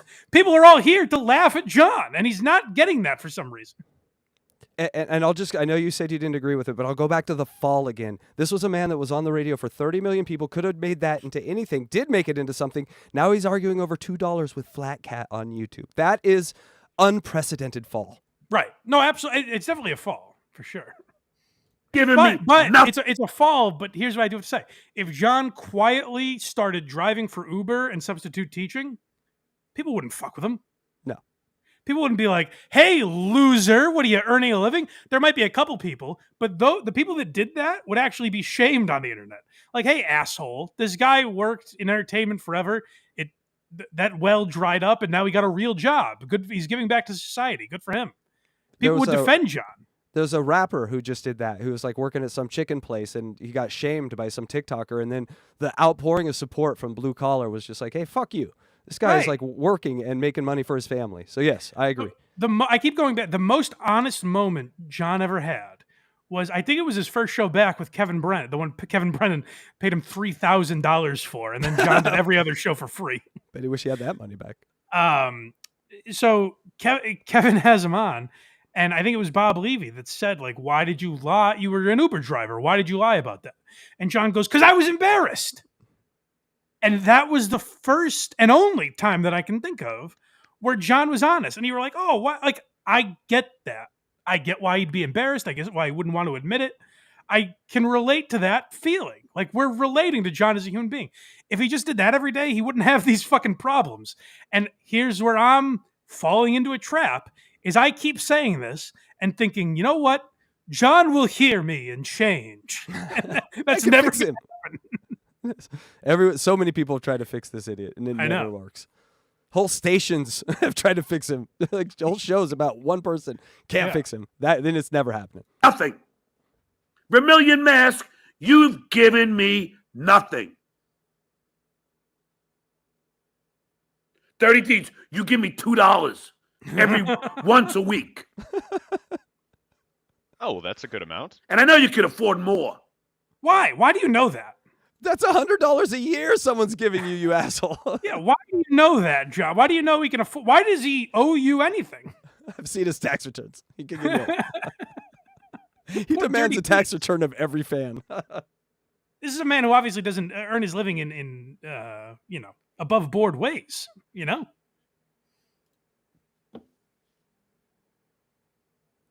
He's just drinking some Red Bull. Come on, John. All right, liberal John. Oh yeah, this is a man that does a show with Richard Ojeda where they scream about how dangerous Donald Trump is because of the words he says. Listen to this fucking maniac. Quadfather, blocked. You're blocked. You're gone from my life. You fucking quadriplegic bullshit. Go enjoy your wheelchair fucking prison. Quad. Derek Candelay. Oh, good. I'm glad you doxed Hey, him. Derek Candelay. Derek can't get laid. He had a name already. He had a name already. was kind of set up for it already. Oh, he's been waiting to use that for weeks. Oh, he couldn't wait for the turn. If he ever crosses me, I will remember that his penis doesn't work and insult him for it. That's a great thing about being John's friend. Even with your friend, you know he secretly has a name for you when you're going to be his enemy. I know. I would like to know what mine is. Well, here's the interesting thing about John, though, is like when he learned who I was, he went the route of like, oh, is he actually blind? I've heard he's faking it, which I don't know what that would get me, but sure.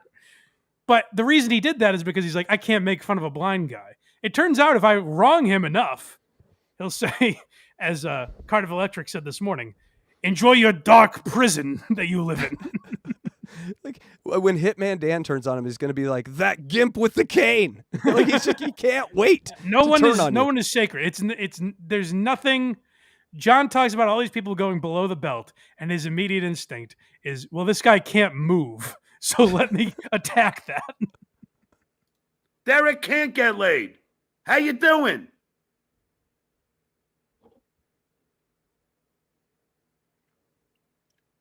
Come on, John. How you doing, Derek? Can't get laid? We heard you. John, he can't respond to you. You blocked him. You've prohibited him from responding. He's off somewhere not getting laid, John. Come on. Derek can't get laid. We got it.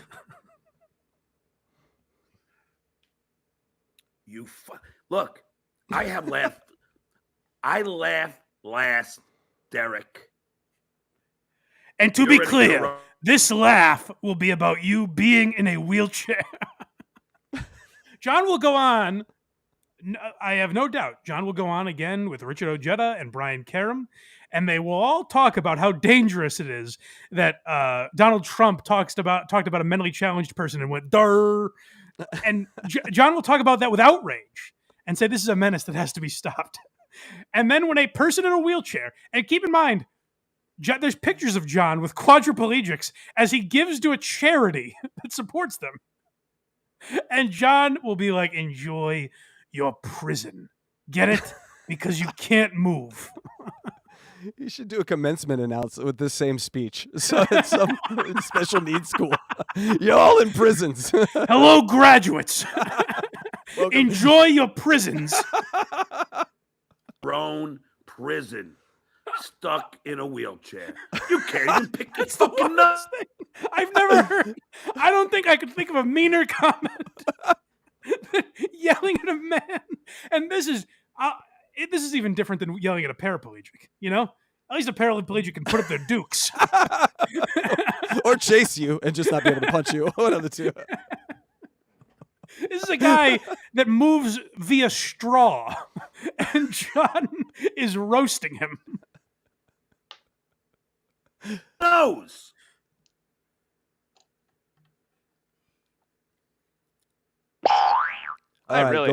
John, if you happen to see this clip, reach out to me at David Collins on Instagram or whatever the case. I'd love to write some.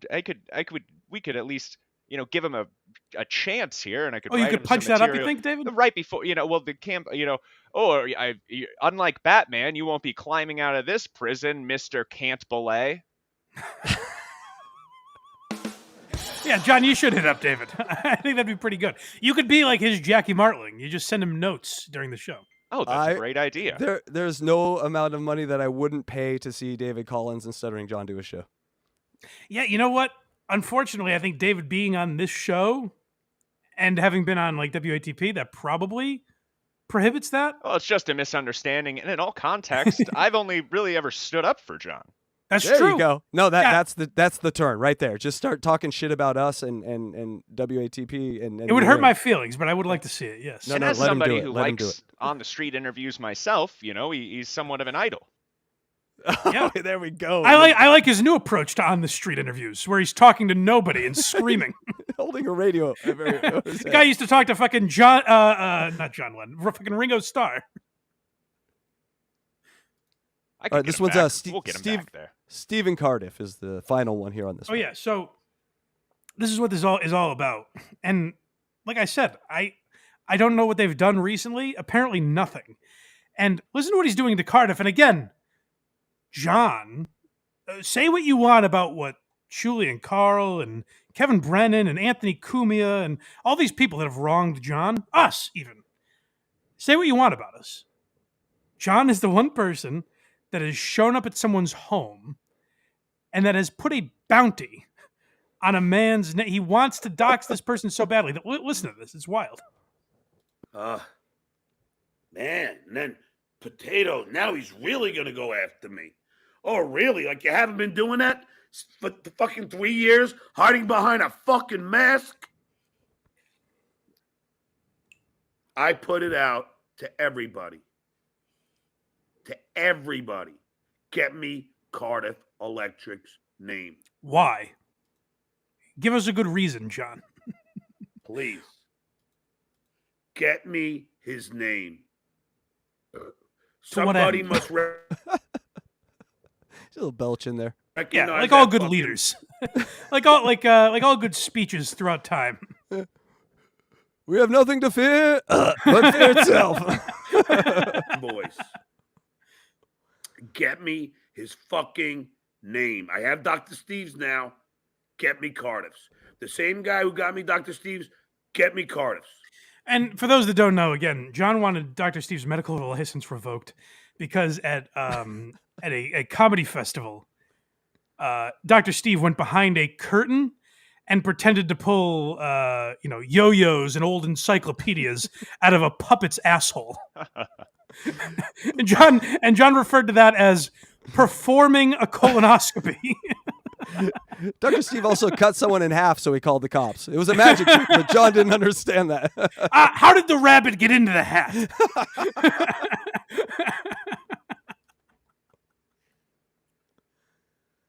And I will report Dr. Steve to the fucking medical board. He's not allowed to practice medicine out of his state. Practice medicine. Good troll, Dr. Steve. You got it. Now, Tukey, I see that there's fluid pouring out of your rectum. Tukey's a puppet, John. Well, hi, little fluid out of the rectum. What's you have a girl voice? It's hilarious. He is not licensed to do so. He can't be giving prostate exams in Nevada. Tukey doesn't have a prostate. I got news for you. Yeah, a little song here. Dr. Steve checking your prostate in Nevada there. A little tag at the end. Yes, John on a crusade for good. All right, DJ Electrify. I think we got some more super chats up here. Oh, let's hear it. Yeah, let's where are we at? We're at the DJ Electrify, you there? This is gonna be a long no. one today, by the way, so buckle up, everyone. Strap You want in, me to read folks. again? Oh no. Yeah. All right, here we go. Ready? There. Dawn for $5. S said Barry Woosa is a gay slur because Barry is a gay name. It's a homophobic slur. Oh, that makes sense. I don't know if that's true, but that would be classic John. We're going with that. Oh no, it's just making fun of gay people. Don't worry. It's Polish for trans. I was in Patrick Melton's neighborhood. A lot of U-turn signs. Heyo! Someone's been watching LA news. So, Blind Mike, we had U-turn signs removed from our streets because they used to be used for gay cruising, and so the gays are happy now that they can cruise without those dang U-turn signs littering the streets. Good. So, Good. I'm glad the city's more dangerous now. For Pride. they had a fucking ceremony with press and shit. It was embarrassing.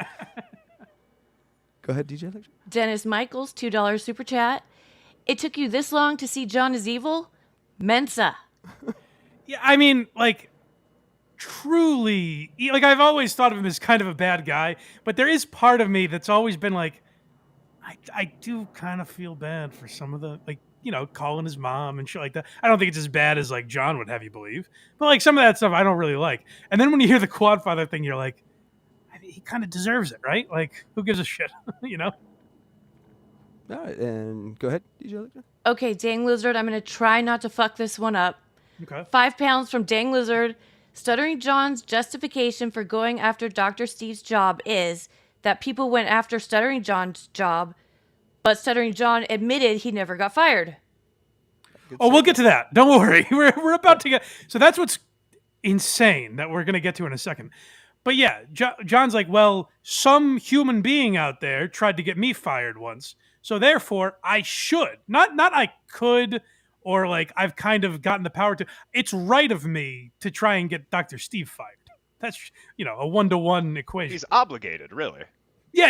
It's a burden that he lives with. He's a mandated reporter, much like Dr. Phil. John doesn't want to have to do it, but like, yeah, it's, as David said, it's his cross to bear. Yes. Hey, DJ Electra. And from Dominic, $4.99. Blind Mike Project is the GOAT. Just tuned in, and I'm thoroughly enjoying this episode. Can't wait to watch the whole thing. Thank you. And thank you all the super chatters out there. All right. And, there's our man. And I know it's not Peony 5 Wrinkle, it's Penis Wrinkle. Some people say Mike is the blind Howard Stern. I say Howard Stern is the sighted blind Mike. Keep up the great work, correct. buddy. Thank you, Penis. That's very kind of you. Yes, Penis, thank you. That's very kind. Clip that. All right. Val says, Happy Father's Day, all, but not you, John. Well, Electra's the only one with any sort of child-parent relationship in her life, right? I do century have a of son. man- Actually, I don't know what David's life is like. He could have a father. Oh, it's more complicated. Same here. All right, here you go, DJ. Oh, boxing. Box Hey. eating dad. What did they say at the first rodeo? Good question. Go ahead. The Black Cast. Don't tell Mike I'm chatting on yet another show. I texted once I heard yesterday that Christian Blatt was in Scorch's chat. I've heard him on like 10 different shows this week. They read the name Christian Blatt.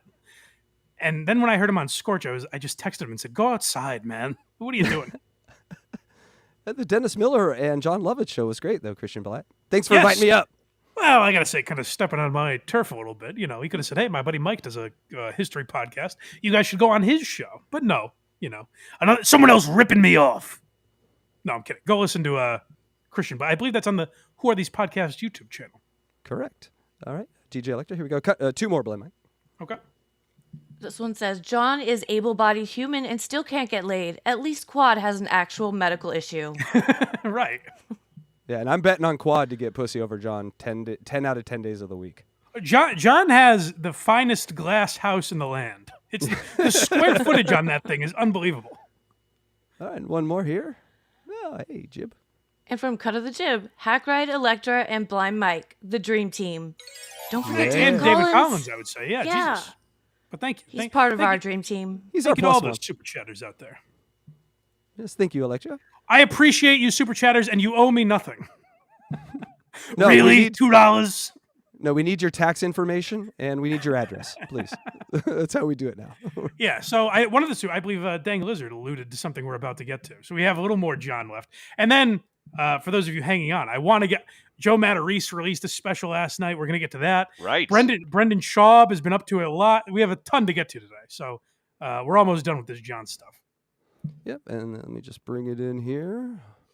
Do-do-do. All right, and here we go. I think we're getting to his big reveal. We've all been duped by John. And I'll be seeing him tomorrow. Mark my words. Yep. Me and Oh, sorry, this is tough. You want the fired one? I'm sorry, right? Whatever. It doesn't matter. We can get to that now or in a minute. Okay, let's just get through this one, I guess. Vegas Beer Cells Jerry are gonna mosey on Tough down guy. to the shitty town that hunchback resides in.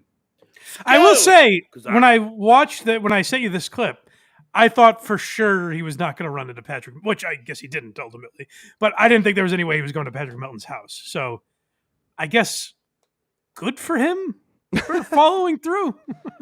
He's a tough guy. I want to have a talk with him. Not threatening anything. And by the way, Fatty Patty, if I'm on the street and you pull what you said you were going to do, a gun, I'm not telling you what to do. But if you do that, Yeah. you are in violation.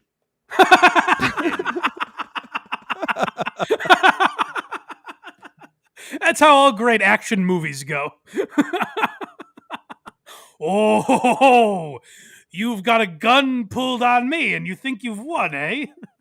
What if I report you to the proper authorities? In the state of Nevada. I'm coming there to talk. I will be unarmed. Yeah, that's how all great guns. conversation stuff. These I just are the I, only a couple guns weeks I'll ago. be bringing. Hold on, real quick. Sorry. A couple weeks ago, I watched Dave Smith debate Chris Cuomo on Patrick Bet-David's channel, Right. and I thought it was very good. But what a lot of people don't know is that started actually with Dave Smith outside of Chris Cuomo's house yelling, "I just want to talk to you. I just want to have a conversation." That's how all great dialogue is started, by a fucking drunken lunatic screaming on the street. If you do that, you are in violation in the state of Nevada. Nice. I'm coming there to talk. I will be unarmed. Well, he did have a stereo. Except for these guns. Ooh. These are the only guns These I'll guns be bringing. and a direct line it. to the Las Vegas Police Department. I'll be don't unarmed, need it. except this direct threat I'll be making next sentence. Anything else. And trust me, I've been working out almost every fucking day. Almost. All right, real friends. If you like to see that, oh, holy shit. Wow, $2 from Dirty Deeds. Amazing. However, This actually, to me, as a fellow Deeds, broadcaster, this to me might be more disgusting than the Quadfather thing. Because I can, like, you could argue maybe that he's going for a joke or he's angry, so he's just going for the jugular or whatever. This to me might be worse in the sense that these people are contributing to your show and you're scolding them. Like, you are so ungrateful. It's actually, it might be, I haven't decided yet. I'll get back to you with an answer. But it might be more disgusting than him telling Quadfather to enjoy his prison. Did you break the piggy bank, you cheap fuck?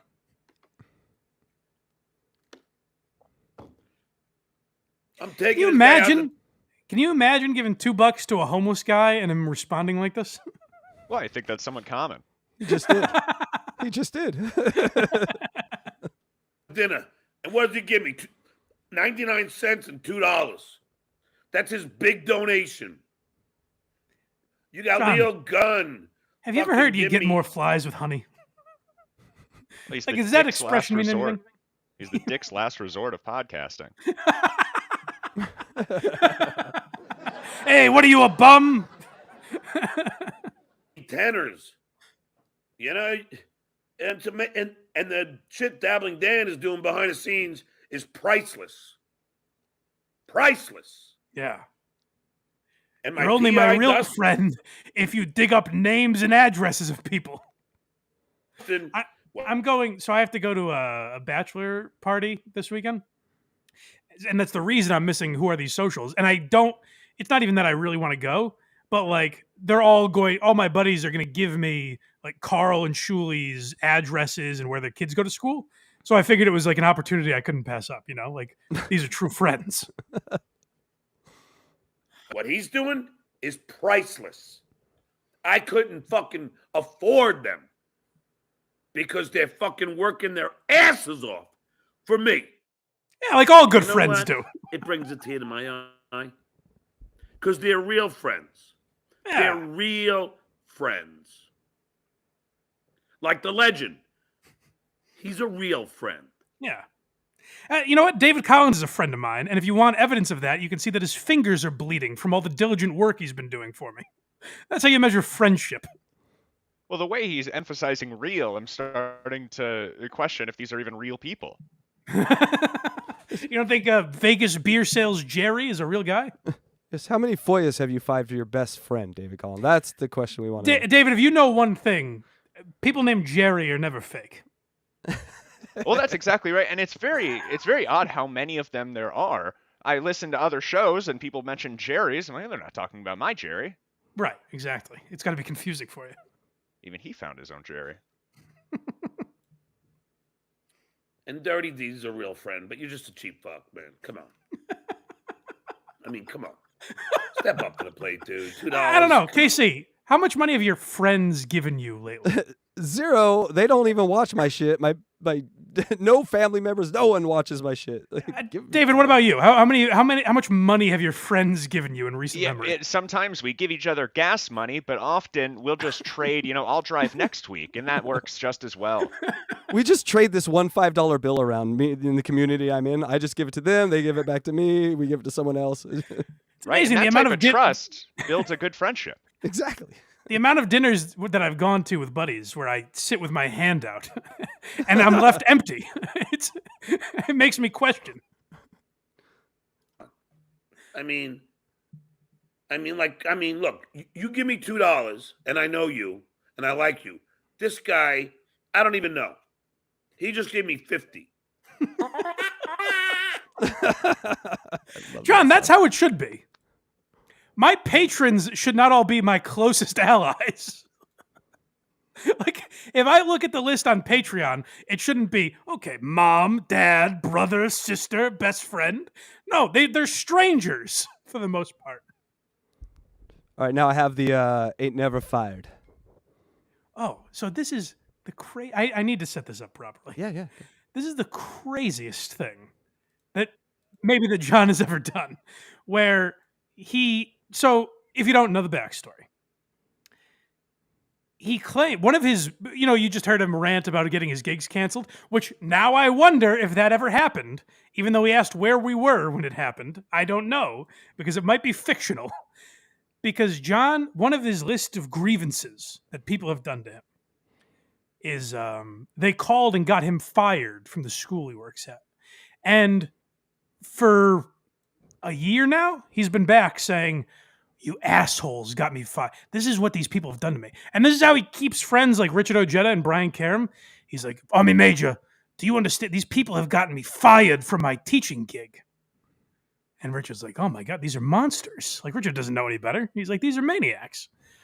So that's how John gained sympathies, by saying he was fired. Listen to this and tell me if it doesn't make you question everything John has said that's happened to him. And I will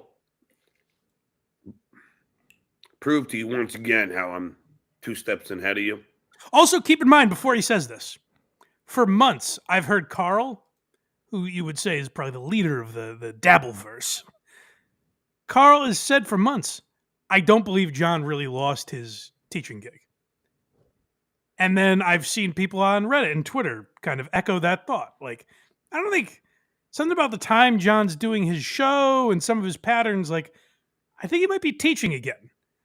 Yet he has constructed this in his mind, what he's about to say. I was never fired from school. My God. You guys are such idiots. Why? Because you told us something and we believed it? How stupid are you? I never stopped working at school. My God. So, no. Oh, John, that's good, such good news. No one cost you your job, and you were lying about all the harassment you've received. Yeah. And everyone all knew this because Muttering Jay was the one that sent in the quote-unquote text to the school that got him quote-unquote fired. And if Muttering Jay actually did that, Stuttering John would have set his house on fire and driven to Muttering Jay's house and set it on fire and not been his friend this whole time. So we all knew that was bullshit. Well, what it means to me more is, oh, you were lying about getting fired from your school. Were your kids ever harassed? Were your gigs ever point. canceled? Was your mom called on Christmas Eve? Did any of this happen? Or are you a puppet master that duped all of us idiots into thinking those things happened? Why would we ever believe anything you say now, John? This is like right now, if I was like, guys, hey, idiots, I see perfectly fine. Great Everyone would prank. be like, oh, so you just lied to us for no reason? You got us, I guess. I told you I was fired, so you would stop trying to get me fired. Smart. But now I'm Ah. done. I'm leaving LA on Friday. Hallelujah. Wow. Today, Finally, I bought- students can learn again.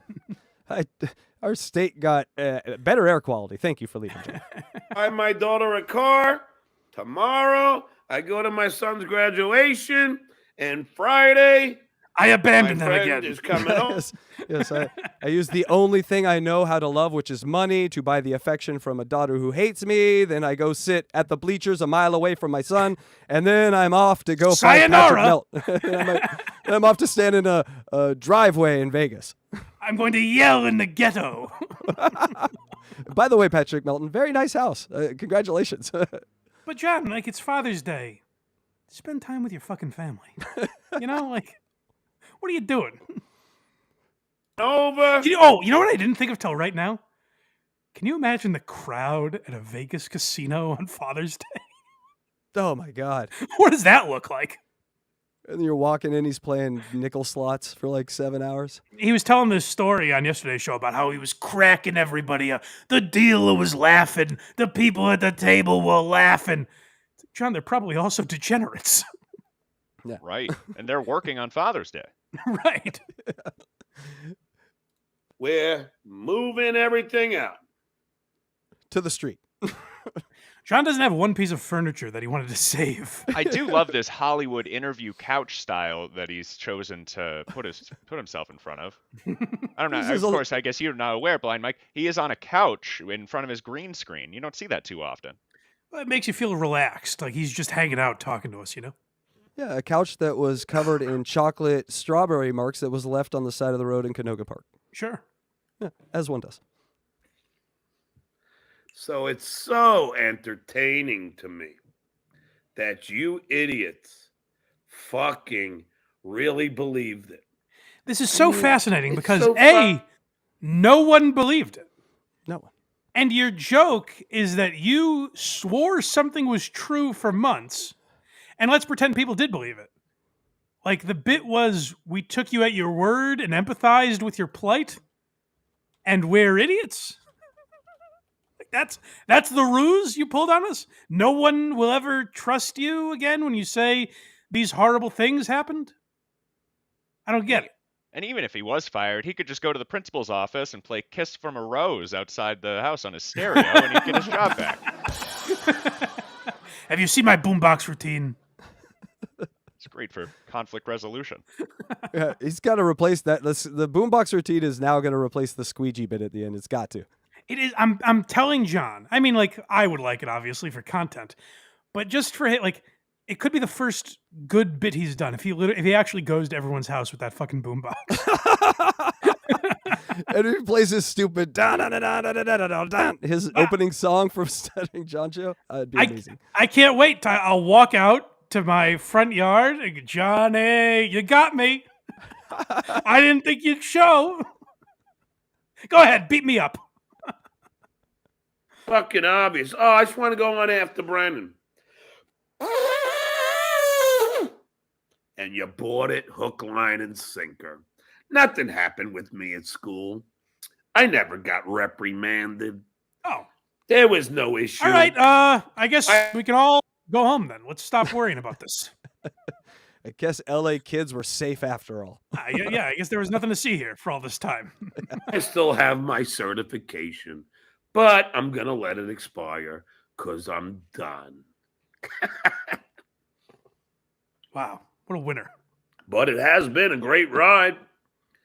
5 years teaching, another pension. I don't think that's right. It is 100% not right. CalPERS doesn't kick in for teachers, like not 5, and substitute teachers never. So I don't know what the fuck. And he started teaching, he said, because people got his gigs canceled during the pandemic. Right. So why would he be teaching in 2019? He wasn't. He's lying. John, no one believes anything you say. You know, it's just so What's that, David? Sorry. easy to win. Uh-oh. Oh, it could just be a tiny 401k that he's able to pull out there, but that's nothing. Yeah, that's probably right. Yeah, maybe.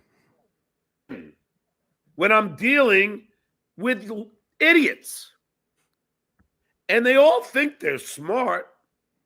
You got Are we idiots? I just want to get this right. Are we idiots for thinking you told the truth? Or are we idiots for not believing you? Who's the idiot? Like, that's what I don't get.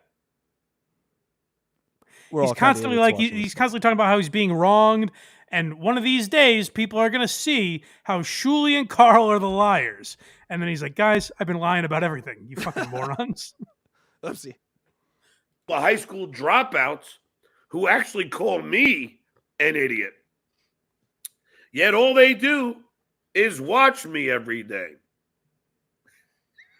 But That's the end of the teaching. Wow. How sad. So is that our last Stuttering John clip? That is it. We have done about 2 hours of Stuttering John. Holy shit, really? Yeah. Never fired, always fired up. Well said, David. Yeah. Oh, wow. I knew that would take long. I didn't think it would take that long, but Jesus Christ. I got a few more super chats. Then we'll let Blind Mike get some water here, and then we'll go to our next subject. All right, DJ Electrify, go ahead. Okay, Husey Entertainment. Knight Melendez is more of a man than her father, Stuttering John. Even though she's female and always will be, right? Yeah, yes, sure. Yeah. I don't know which one's right, but yeah. Confusing us, Husey. God damn you. Yeah. The cut of the jib. So, Casey, our super chat setting my money on fire? No, give No, more. Casey, they're always a good investment when you send super chats to Blind Mike. Yeah, yes. No, you're an idiot if you don't do it. You're a fucking asshole if you don't super chat us. Real quick, Blind Mike, if you have enough money to rent for a year, do you take that money and buy a house, or do you pay that to a landlord for a year? What do you mean? If you have enough money to rent for a year, so like $20,000 or whatever, to rent a place for a year, wouldn't you take that money and buy a house and put it for a house? I would try to, yeah. All right, that's all I'm trying to say, Jib, is that you're burning your money. All right, next one. All right, Andrew Gonzalez. Andrew Gonzalez, my girl won't stop gawking over Blind Mike. I threw some shades on, and now she won't leave me alone. Come on. Hot. Right. And Dang Lizard, Blind Mike isn't really blind? What a great joke. Yeah, it's hilarious, right? Aww. Oh, rubes. All right, Blind Mike, where do you want to go next in our tour de force? All right, let's talk about the other thing that happened last night, and that was Joe Matarese's special. Boy, what a great show. Oh, yeah, I saw David in the chat watching. So this is not a joke. This isn't like a bit that I'm doing. I stayed up to watch Joe Matarese's special live and wanted to timestamp it. And the reason I don't have all timestamps is because I fell asleep. That's not, don't take that as a commentary on the content. It's a matter of fact, I did fall asleep during it and then frantically woke up a couple hours later and was like, fuck, I got to send Casey, I almost said Hack Ride. I got to send Casey some timestamps. Oh, you want Hack Ride? I can call him up. No, that's fine. I met him at the Slippy Song. Sitting right here. He's just waiting for the call. So Joe Matarese put out his special. And I have a lot of thoughts on this. First of all, let's get David's thought. David, you were in the comments. What did you think of Mullets and Mixtapes, Joe Matarese's new special? It was a slower start, I'd say. A slower start, but there were some really funny bits in there. No irony whatsoever, just some great strong bits. I didn't expect this whole PowerPoint, and I think he's going to get a little pushback if you had a limitation. There was a visual element. It was more of a one-man show. Yeah. So here's what I think we're going to do. I've got some clips ready from the very beginning of the program, his special. I have texted Craig Ironhead Coney, and he is in for a full watch-along of Mullets and Mixtapes, Joe Matarese's special, tomorrow. So we're going to do that tomorrow. I don't know if we're going to do it for we might do it for free. I'm not sure. My problem with doing it for free is I worry Joe might come after us because he owns this special now, apparently. So I don't want him to take it down. So it might be a Patreon exclusive, but we'll figure that out tomorrow. But just keep an eye out for it. But I have a few clips I want to play, and here's the angle I want to focus on today. Because I believe it was Hackrat and Vinnie Paulino on with us when we were talking about this. Joe Matarese is in some sort of deal with a benefactor. It's not his wife. A lot of people think his wife paid for this special. Some guy, some wealthy guy, I assume, paid $100,000 for Joe to release his special. And then I was in Joe's Instagram Live yesterday, and I asked a couple questions. I said, what happened with that guy? Joe claimed that he wasn't able to sell it. He put $100,000 in it, and he wasn't able to sell it, so he gets nothing out of it. Which seems like, if that's true, we got to find this guy because he's the worst businessman on the planet. Joe Matarese also said that if he were to sell it, he would have gotten 50%. But it's my understanding that Netflix will often be paying, anywhere from $30,000 to $60,000 for the majority of these stand-up specials. Yeah, Joe said that, he said this in his chat last night. He said that if you want someone that would do like, I don't know, Shane Gillis's special or Sam Morrill's special or something, he says they pay $400,000 for production costs. I don't believe that's true. Because so many people are self-financing specials. Like, I don't think Dan Soder paid $400,000 to put his special on YouTube. I just don't believe that. Maybe I'm wrong. I don't know enough about the business. Hackrat, do you know more about production stuff? Does that seem... I'm sorry, Casey. Does that seem right to you? He's right here if you want. No, I slip of the tongue. I'm sorry. Does that seem right to you, $400,000? It does. Because they do... these Netflix specials, they yes, 400,000 is about right. Right under about $1 million. For a YouTube special, though. Or for YouTube specials, it seems highly high. It seems way too high. Like, you can get that done for about $50,000 tech-wise. So promotion is usually the other money. I will say, from what I can tell, I can't tell as you guys will be able to, it looks good. Like, it seems like the lighting is good and everything. And it sounds great. So I think he got his money's worth, right? I think it's good. I think it looks and sounds good. The jokes I heard are, they're Matarese jokes. Let's take a look. Loud. I'd like everybody to pay attention to how loud the audience is mic'd. That kind of stood out. I'm glad you said that, David. So the reason we're playing these clips today is I want to do tomorrow we'll do a full examination of Joe's material. That's not what we're here for today. The audience, someone researched this. Did Joe record this at the Apollo? Because the audience is rocking and reeling and hanging from the ceiling, baby. People are having a dandy time at the old Joe Matarese show. It was the about last time we checked, 250 in each show, he said. 2 shows, 250 around it, 270 in one, and something around that in another. 250,000 people were there? Yeah, that sounds about right, based on the audio.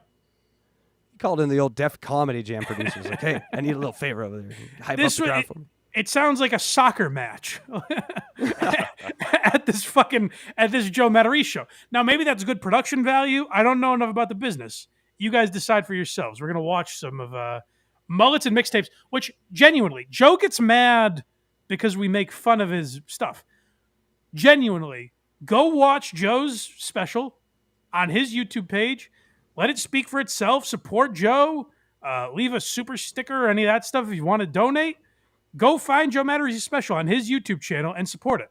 Now, he did do something weird where he put out a tweet where he's like, send me a message if you want to watch this special. So I sent him a message, and I got no response. I'm not surprised because he knows who I am now. But I thought, why are we sending him a message? It's just free on YouTube. I think he just wanted to know how many people were going to watch this, which the live chat last night had 51 people, pretty solid.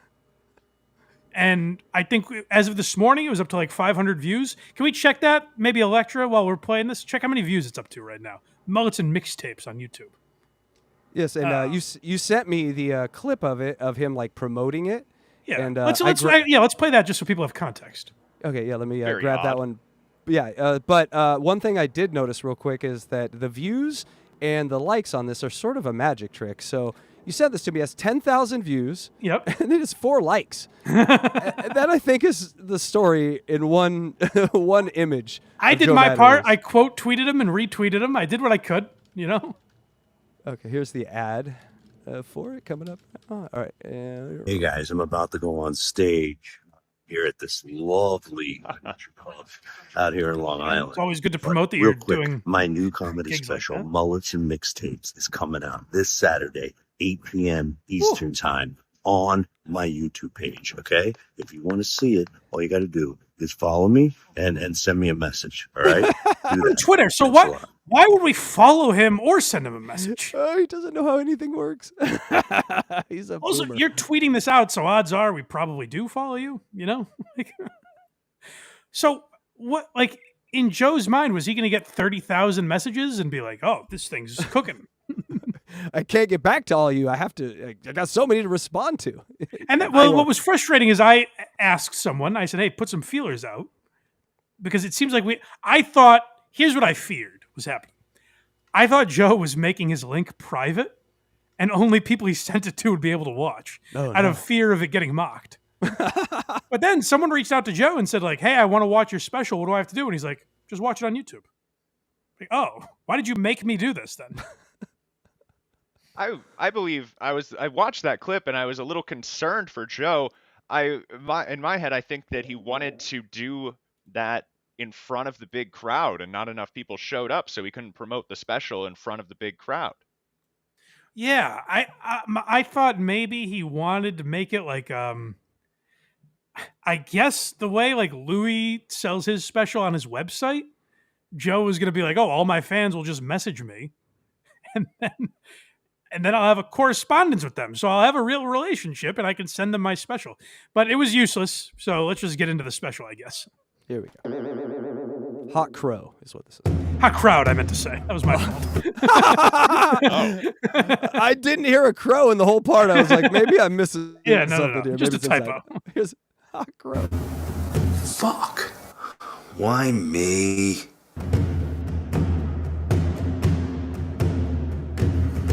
This is good production value, right? Yes. 1 minute. He's working with a cassette tape, and then it came with a Tron logo to introduce his name, so it's a little confusing.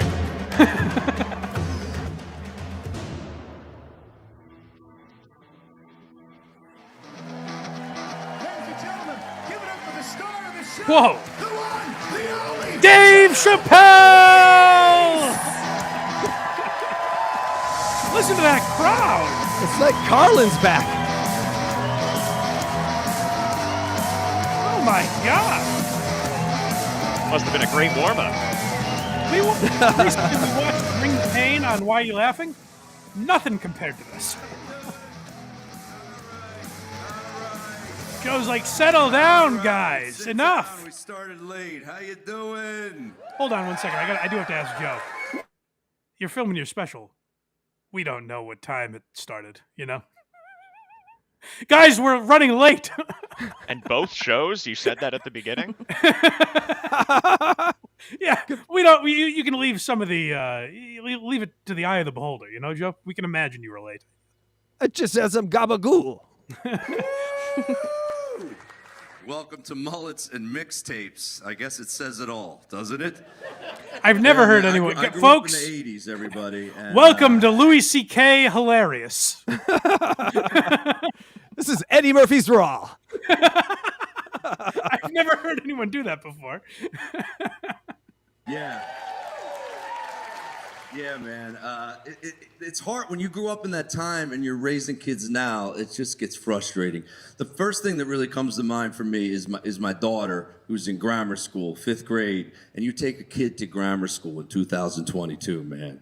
And you grew up when I grew up. Like, they got something in her school. Hold on, can I make a guess? Have times changed? Casey, you're a little older than me. Have times shifted in a way?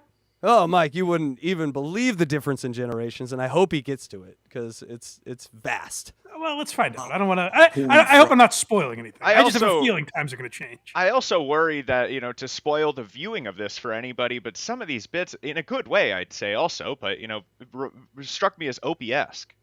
You think so? And how so? A lot of people don't remember what it was like back when I was your age. Yeah, there's a little bit of that where I don't want to say anything out of school, but I think some of this ground may have been covered before. But let's continue. Yeah, you're going, what's that? I know. Fucking Popcorn Friday. They get a little bag of popcorn, right? They walk into a DJ. Oh, now, hold on a second. This seems awfully anecdotal. I don't think Popcorn Friday is a nationwide celebration. I think it might just be his daughter's school. And everyone has their teacher, Alice. Alice the teacher, right? Everyone? You guys heard about this? Popcorn Friday? You heard about you seen this? Have you guys seen this, that I have my neighbor drive my daughter to school sometimes? You know that trend that's going on? Parking lot, and they dance their way into grammar school, right? Yeah, right? And you grew up in the 80s, you were like, what the fuck, right? I was born in the 90s. I kind of have the same reaction. Fuck you, Blind Mike. Right? Times haven't changed that much. I still think doing a choreographed dance into school is a little odd. Even us young kids. I was already finger banging in the 90s. God damn. Hey, like the best we had when we grew up was like we had like scoliosis day, right? I ain't scared of you, motherfuckers. That was the scariest day of the year. David. I imagine that's not what you were alluding to when you said the crowd was a little loud, right? It's coming later. Well, it's all over. But now that I've watched the special and I'm rewatching it, I'm realizing points he missed a callback from a later joke too. He really could have brought this scoliosis thing back when he was making jokes about names of other people and playing dodgeball. It's a great special. But the crowd is very loud. But I felt loud laughing myself, so I'm glad that they matched it. There you go. All right. Listen, I don't think the part that I was awake for. The part that didn't put me to sleep. It's not the hackiest special ever. It's not like certain people that I may have interviewed that I don't want to make fun of anymore, It's some of the content does seem strangely local for a national special. A little local, a little like it's been done before, but like, you know what he is? And it's amazing that it's one of his worst moments, but like he's an America's Got Talent comedian. Now, what's funny about that, for those that don't know, is that Joe Matarese historically bombed on America's Got Talent. But, like, I think that's kind of who it's for, is like an NBC, middle America type crowd. Hey, times are different, Joe. That's funny. He even brought the PowerPoint. He's trying to compete with Don McMillan. Well, he said something interesting. So there's I guess, a TV screen behind him that he's using. And he said he brought a flat screen television with him to every gig preparing for this special. Seems a little unusual. Here, wasn't it? No matter who they are loving it. Man, you were like, shit, fucking scoliosis day. I know I got it. I know I got it.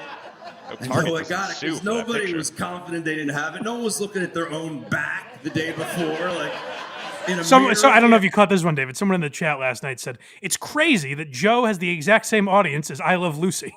It's wild. Right. The laughs sound identical. It's very weird. It's literally, this is like a Gen X reference comedy, just like scoliosis. Yay! What's interesting to me, again, I don't think it's the worst comedy special I've seen by any means. Like, I would put this up against Matt Rife's stuff. It's for a different generation, obviously, but it's like that. It's kind of that level of comedy, I guess, It's not groundbreaking, but it's fine. What I'm more interested in here is that Joe is putting up these kind of, stepped upon premises, and people are going, yes, Joe, you're killing it. Stop it. My belly hurts. We thought we couldn't do this type of comedy anymore. You brought funny back, Joe. Yeah, look at my spine. Is it curved? Scoliosis day tomorrow. How am I doing? And what's weird about the laughs, I won't say laugh track. I wouldn't dare. What's weird about the laughs is you can both hear a crowd and individual laugh. Like you'll hear a massive crowd, and then you'll hear one guy going, ha ha ha. I think it's just a lot of layering. My suspicion, and I wouldn't even want to slander the production here. I understand, yeah. But it does seem, I would guess 2 shows. You can pick some of the best laughs. You can pick the laughs for that joke, and you can pick that laughs for the joke from another show, and just put them all on top of each other, and it should sound pretty good. It will just be bigger. Yeah, so maybe that's what's happening here. Which good for, I mean, honestly, genuinely, good for Joe. If he was able to sell out 2 shows and get this kind of response, good for him. The reason I'm questioning it is, like, I've seen him promote gigs and talk about, like, some videos on his YouTube channel get, like, 80 views or whatever. I've just seen him, like, nothing wrong with that. Nothing wrong with that. Well, but what I'm saying is, like, you guys aren't then selling out a 500-seat venue and having people go, whoa, yes, yes, Casey, you're crushing it. Yes. And keep in mind, 10,000 views, 4 likes. So, yes, that is absolutely a track. I've heard ambiance tracks that sound exactly like that. But I think David's right. He's just taking audio from later parts in the crowd and just putting it. Yeah. That's not so bad then. I'm on board with this. They would announce it as soon as you came in to school. The principal would come on, right? This is the principal. Today is Scoliosis Day. We need everybody to report to the all-purpose room at 9 a.m. for scoliosis tests. Right? Yeah. Ooh, That's you know what? Hold on a second. Maybe it's not fake laughter. Can you go back just a little bit? This gets nothing. So maybe I'm wrong. Oh, let me go back a little more. Sorry. It will relate to the scoliosis material. And they would announce it as soon as you came in to school. The principal would come on, right? This is the principal. Today is Scoliosis Day. We need everybody to report to the all-purpose room at 9 a.m. for scoliosis tests. Right? Yeah. Wow, you know what? Maybe I'm wrong. Because I don't think first you hear one guy go, ha ha. And then the rest of it is like, we got it. I think they put the laugh in there and then heard it, and we're like, oh, we can't put a laugh in here. That's just, no. Maybe I'm wrong. Maybe he didn't sweeten it. He said in the chat that he did not. He swore he didn't. Yeah, well, he didn't do the editing for it, I imagine. Yes, he personally did not add a voice. So here's what's interesting, is he said he did. He said he had to get his hands on it because the guy that paid $100,000 for this special wouldn't let Joe make it the way he wanted. He was too involved. But then when the 4 months passed, this is what I don't understand about this deal. The 4 months passed, and Joe got to say, hey, thanks for the $100,000. You get nothing now, and I'm going to put it on YouTube for 1,000 views or whatever. Was he credited at the end at least? Oh, we'll have to check that tomorrow. I don't know. I forgot to double check. Yeah, no, we'll check that tomorrow. Back then, we had all-purpose rooms. Our schools weren't nice like they are now. We didn't have the gymnasium, the lunchroom, and the auditorium, right? We didn't have auditoriums. You go to a kid's school now, it's like a mini Carnegie Hall in every school. We had the all-purpose room, right? It was for all purposes. Everything went on there. We ate shitty food for lunch, right? We got hit You hear people that are kind of exhausted from laughing. Oh, stop it, Joe, please. It's the also all-purpose room. It's also the laughs. This is why the laughs are in stereo. And so, yes, that could be mixed in stereo like that, but usually laughs are mono just so you can kind of keep the focus on the comedian. The fact they're in stereo, that's how pre-recorded tracks come. So when you buy pre-recorded tracks, they come in stereo, they're split left and right, and that's how you're hearing it. You're hearing some guy on the right and then some guy on the left. Well, so what Joe said is so the guy paid $100,000. And then he said he had to dump a bunch of money in it. When Joe got it back, Joe had to dump a bunch of money in it in post-production. And I saw some people say $30,000. I don't know if that's true or not. Oh, what? I'm raising my prices, Blind Mike. God damn. let's say it's $10,000. Let's round down. Let's say Joe spent $10,000. Like, it looks and sounds good, but to what end? Yeah, you wouldn't really notice the difference between a $10,000 audio job and a $50,000. You're just paying more hours for a guy to sit there and like, twiddle around. yeah, and in shit. theory, I could pay. I'm sure Casey would like to accept it if I paid him $100,000 per episode of the Accepted. Blind Mike Project. Accepted. You heard it here. That's a binding contract. So I could do that. Will it make a difference, or will I be in such crippling debt that I'll have to worry about generations of my family? Well, you bought a few memberships, and I've been ball licking all day. So yes, we are very cheap when it comes to production. Balls, and we got molested in there. Jesus Right? Christ. Sorry, young Can people. you hear? if you got a Like, little- I'm obsessed with this. Maybe I'm listening too closely, but you hear one guy. It's almost like fake. He goes, ah, ha, ha, ha. Who is doing it? It feels there's something. I dare say there's something inauthentic about these laughs that I'm hearing. One guy goes, is- "Oh yeah, I've been there." Like they're agreeing with just it's totally fake. Yeah. Go ahead, What's David, that, sorry. David? Well, people give this guy a hard time online. I wouldn't be surprised if people are in the crowd over laughing as a joke for his special, so that they That's can true. hear Ah. their This is own what- laughs on the special. This is Good what we call. did for Tom Myers in Havre de Grace. So you might be onto something, David. That's a good point. a little uncomfortable here, but there was a lot more molestations when we grew up, all right? It was like today's peanut allergy. Joe Matarese live at Radio City. And we weren't even allowed to turn the teacher in, right? You couldn't say I was molested. If you did, they were like, just walk it off. Just walk it off. I can walk it off? No, I can walk it off. Right?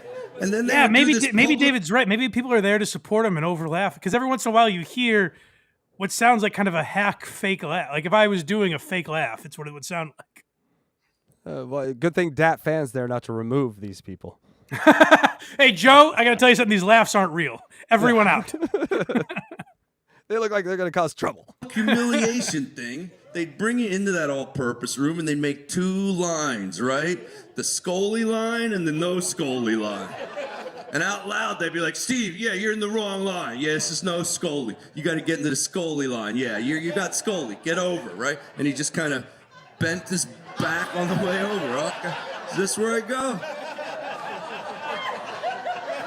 People are loving it. Then a I couple don't- days later, those kids had to I don't come really back relate to to it, school I guess. wearing But their people are loving it. scoliosis brace, right? And when we grew up, that was outside the clothes, right? Poor girls had that scoliosis brace on, right? I wish I could go back in time. I wish I had like It's a flux become it's a capacitor, sitcom right? where people Just are go- like, ooh, there's a sensual Live kiss, reacting. and people are going, ooh. Oh, is Joe going there? Sometimes you hear this is one of those where once especially a second time now, I'm having relationships with the audience members you're following. It's there's that laugh again. It's a lot.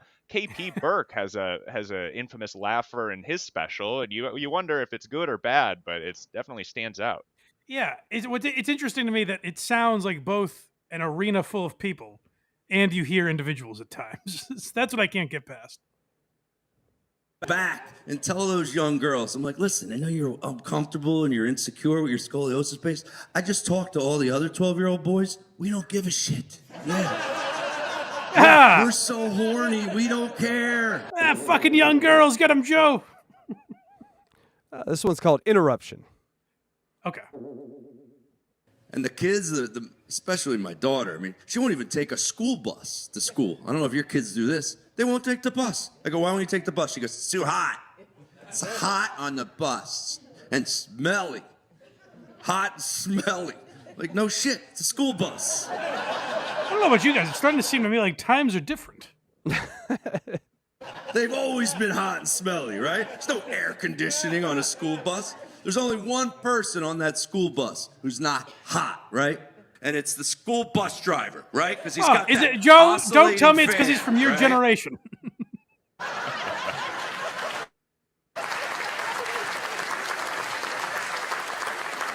The 3-inch oscillating fan mounted on his dashboard, so his left eyebrow had icicles on it.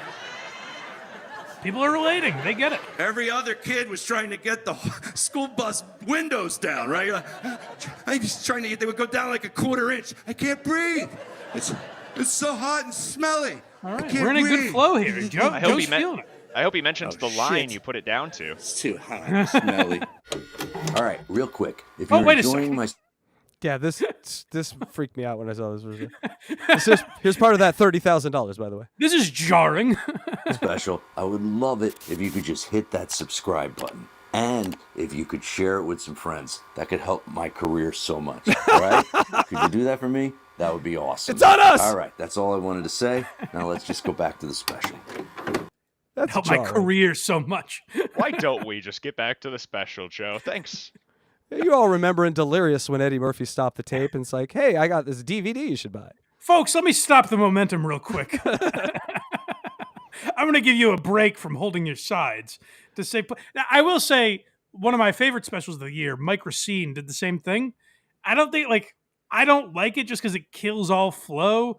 I understand when people put if you monetize your special, there's going to be YouTube ads naturally, and I get that. That's just the price of doing business and trying to make your money back.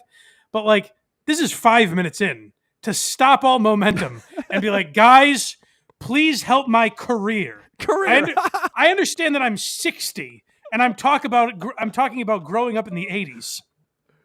But for the love of God, please help me.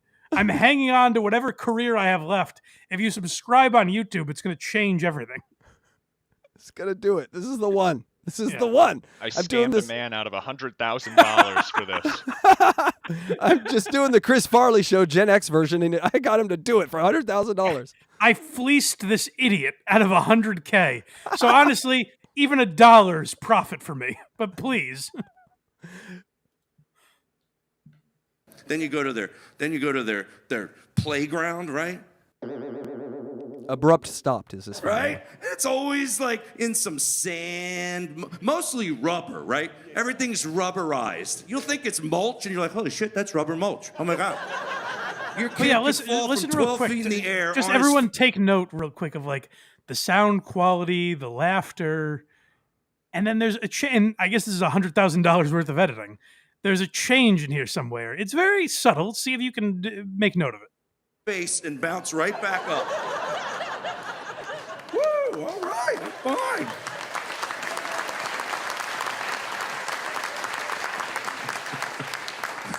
Right? Not when we grew up. You knew.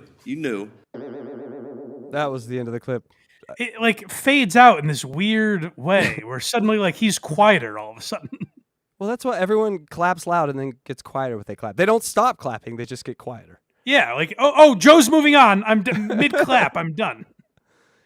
So that was the first 10 minutes of the special that you gave me clips for. Pretty much, yeah. There's a tiny bit that we didn't cover, but we'll cover that tomorrow. I get like I said, it's not the worst. It's not G.D. Fenderson's special. We're not watching it in that way. But there are angles to it that fascinate me, and it's mostly this guy that paid $100,000. He paid $100,000. That's, to me, that would be a lot of money for a year's worth of work. He did it in one day. Just here's $100,000, Joe, and got nothing for it. Did we ever get an answer to how many views this video has? DJ Electra, you there? Yes. I think, did we get an answer on that? Turn your camera on so we can see your fries. What is that? I'm sorry, I wasn't paying attention at all. Jesus Christ! I'm fired, I know. Did you see how many views can you check real quick how many views the Matarese got? Mullets and mixtapes. I only asked for an hour ago. It's no big deal. Yeah, let me find that. And Joe then Matarese was live in the chat. Oh, I'm sorry, Casey. No, go ahead, David. Well, Joe Matarese was live in the chat, of course, and it was great to have he's answering questions about the special and everything. But I thought towards the midway point, he was really beginning to maybe overshare.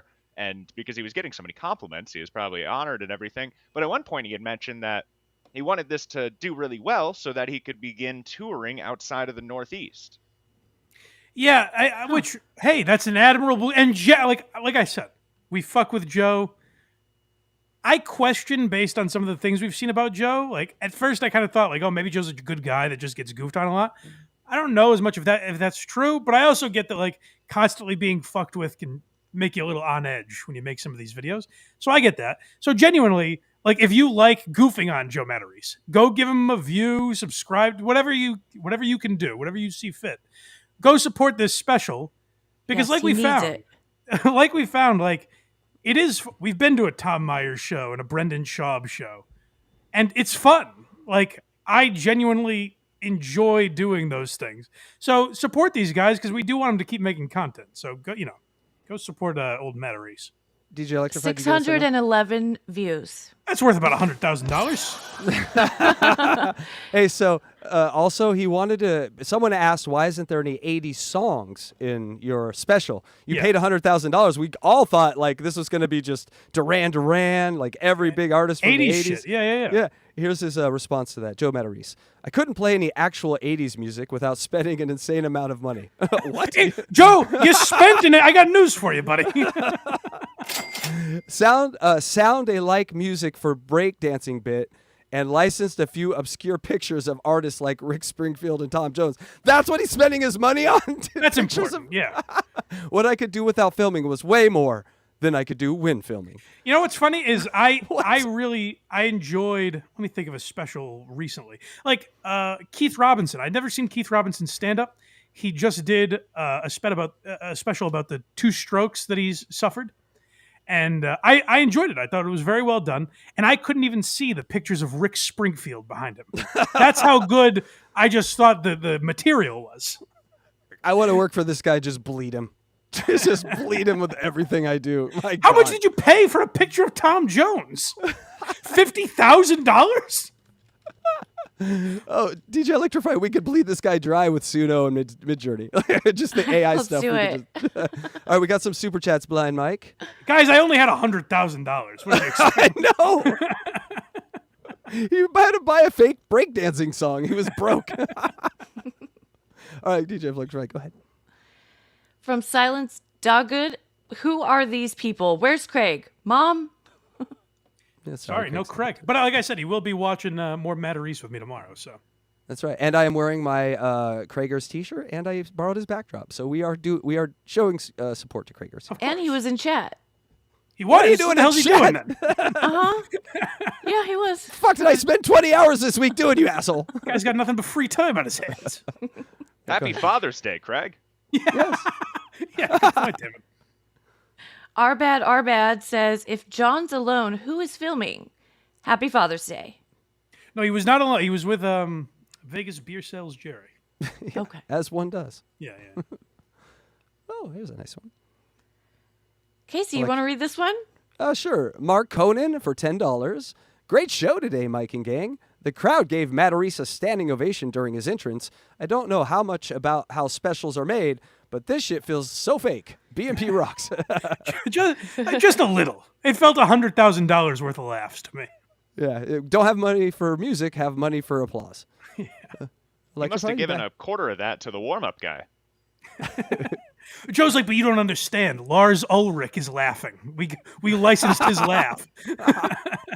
Oh. That's my Lars Ulrich laugh. DJ Electra, can you read this one? Tone 5 says, Hackride, Electra, and Blind Mike, and David Collins. Great show, guys. Love Hackride today. Hackride's not here. We don't know you're talking about. But he's right here if you want him. No, it's fine. Okay. I actually like it without him. All right. Well, I think he means Casey. Don't say it so verbally. All right, last one here, DJ Electrify. Beavis Lee Ray says, great content, Mike. Here's $2. I'm a cheap loser. Oh, you're pathetic. What's his name again? And what's his real name? Beavis Lee Ray. I'm going to find you, Beavis. Oh, we got a one under the wire here from Nick West. $2. I'll read this one, DJ Electrify. I'm a big Casey Day guy. Hey-o. There you go. Congratulations. I have a fan. Yeah, I hope people are liking Casey Day. I'm enjoying this experience here. Excellent. All right, what's next, Blind Mike? We have some fun stuff. Now we got to on the get to wheels. Brendan Schaub because this is a pressing issue also. This happened the other day. What do you have first? What are we going to first? All right, well, I have multiple Brendan Schaub's crying, so you're going to have to be very specific on this one. Okay, the newer one, if we could start with that. Okay, the one from The Fighter and the Kid, the latest. Yes. Okay. Yeah. So, David, by the way, I know we're going long here. If you have to hop off at any point, feel free to let me know. I appreciate you hanging around this long. Roger that. All right. I'm looking forward to this Brennan shop. You know, I received a text from somebody back in Kansas recently, and they said YouTube ads are giving me a bunch of things about Brennan Schaub trying to get back into comedy. Really? And I said, that's interesting. I thought he retired. He was supposed to be here in October last year, and he had to cancel a show. Then he went on to cancel many shows, and then he gave a sobbing response. Yeah. Well, it's interesting because you're watching Callan and Schaub give a response that if they gave 8 years ago, like if they started talking this honestly, 6, 7, 8 years ago, I think they would have kept a big chunk of their fan base. But it seems a little like too little too late, but they are finally being honest. It seems like Brendan's following people's advice. Now, the comedy aspect, the part of be funny and goof around, that's still a little lost on him, I think, but baby steps, So this is a little weird. They celebrated the 1000th episode of The Fighter and the Kid. They also added that if you include the audio episodes, there's a bunch more than 1,000, but they're just going off of video, I guess. So they had, they had Andrew Schultz and Chris DiStefano and Chris D'Elia on, I think maybe a few other comics, to celebrate their 1000th episode. And then they ended with Q&A. And they said to the fans, they said to their producers, let the fans ask whatever they want. Like, we'll field any questions. And it seems like they meant it because they're addressing things they've never really talked about before. And seems like being very honest about it, I guess. This is called Losing Friends, the first one. And with Chris's shit, like I know them. With Chris stuff, like I know stuff you guys don't know. I wouldn't stick behind a guy if any of that was true. Hold on. So they're talking about Brian Callen and Chris D'Elia getting canceled. And watch what Brian Callen does here. Because this is kind of like, if you were talking to Louis C.K., and you were like, guys like you and Harvey Weinstein did not get a fair shake. And Louis would be like, well, let's hold on a second. True. I know shit you guys don't know. So for people to get mad, like, I can't believe you defend them, like, well, that's what friends do. Now, I do have to interject, Brendan. That is what friends do. They defend their friends. I think what people are doing when they criticize you guys is that when Chris D'Elia was accused of his sins, instead of calling him and asking, are you guilty of this stuff? The Fighter and the Kid, Callan and Schaub, did a podcast where they openly wept and said, we lost a friend today. So that, I think, is the part people are saying friends don't do necessarily. They seem to have forgotten that aspect, but I'll let Brendan continue. Background where I come from, that's what friends do. You back your friends no matter what. I didn't realize that it would how many friends we'd lose in the comedy community, like how many friends we would lose. And for a long time, I was very upset at that. And now, we've gotten through it. Now I'm glad that happened because now we know what we're dealing with. We know who we can bank on, who we can't, all good. And I never expected that. Straight up, never expected that. And it just people show their true colors. I also want to say something about that too. Well, too bad, Brian. Well, that's a mature way to handle it, and they're talking about this honestly. So let's see how they continue. All right, Brian and Chris. Here's my thing. I can understand why some of them didn't speak up for Brian and Chris. I get it. I get it because you're scared. Brian and Chris are two different things too. That's my favorite. It's like, yeah. Let's slow our roll real quick with the Brian and Chris stuff. Brian. No. Brian, Chris, Cosby, Vince Champ. That whole cancel thing. Not a bad list to be included in, really. He's like, whoa, bro, whoa. All of us are in our different boats. But still. Callan's like, please stop lumping me in with Chris D'Elia. It is not helping. All right, next, Bobby Lee. Okay, so this is something that these guys haven't, they've kind of talked about vaguely, but, if you don't remember, Callan and Schaub, and Kalila is at fault for a lot of this. Craig was right that Kalila was kind of behind the scenes doing a lot of what seems like dirty stuff. Bobby Lee was an innocent victim in this rivalry with Brendan Schaub. And Schaub and Callan, Bobby Lee's a very tiny man, not a physical guy at all. And Schaub and Callan got on the phone and physically threatened him and intimidated him. And I remember it was a moment where I heard, and I was like, boy, like we goof on Callan and Schaub, but it was kind of like John yelling, "Enjoy your prison."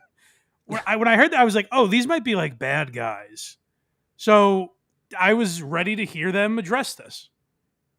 I know a lot of people have brought this up, but I kind of want to ask your guys' situation on it. Like, what's going on with you and Bobby Lee? Have you guys squashed everything? Yeah, What's the current status? So real quick, Brian's closer with. He's always been closer with Bobby than I was. Like me That's and Bobby a friend. didn't talk. There's now like, that weekly. Brendan. There's the friend that we saw in the Chris D'Elia situation. Immediately going, I know nothing about this. It's Brian's fault. Brian's like, I didn't fuck her. No, hold on. Hey, real quick, if I could wipe my hands clean of this, even though it was kind of my thing. Yeah. If I saw him at the store, we're always cool. Yeah. But it's not like if I tell you, which is the truth, I don't talk to Bobby. I didn't talk to him before any of this. So there's no falling out. Anyways, Brian, we were never that close. Yeah. So I had apologized to Bobby. I think I apologized to him 1,000 times, and I think we spoke a little bit, and I said, I love you, and I'm eternally sorry, and he said we're good, and and we're so good that we've never done any content together or been seen in public together ever. That's how good we are. With every word, this Brian just regrets his life choice of attaching to this fucking MMA fighter. It's just, you can tell. And I take full It's tough. Yeah, and like I do. You know what? There's something to that where like, if it wasn't for the people goofing on Schaub, would there be as much attention on them? Like, would this all have happened? Because for Callan was, to a degree, I mean, he wasn't fucking Brad Pitt, but he was like a successful. You would always see him pop up in things. He was on that ABC show. He was in a bunch of like Old School, The Hangover. I mean, Children's Hospital. It's great. There's small parts, a lot of them. He was in How I Met Your Mother, like recurring role. Small parts. But like he was a working actor and a successful comic. And that's why like we kind of empathized when we heard him rant. Like I didn't understand why he thought he should be invited to the roast. But the part of that you empathized with is like, fuck, man. Schultz and Hinchcliffe and all these young guys have just zoomed past me. They've all passed me by. And it's all because of an allegation that seems like it wasn't true. And because I'm working with Brendan Schaub. Yeah. He got off to such a quick start that he's like, this is my guy, and now he watched all those guys pass him. He's like, if I jump off now, I'll look like an idiot. So he's trapped. He's trapped. Yeah. Ability. I was going through something. I was not working on good information, and I was wrong. I was wrong through and through. That guy didn't deserve it. He's Bobby. I've known a long time. That whole thing was a terrible mistake. He's a fucking national treasure. I'm glad they said that because it really was a terrible mistake.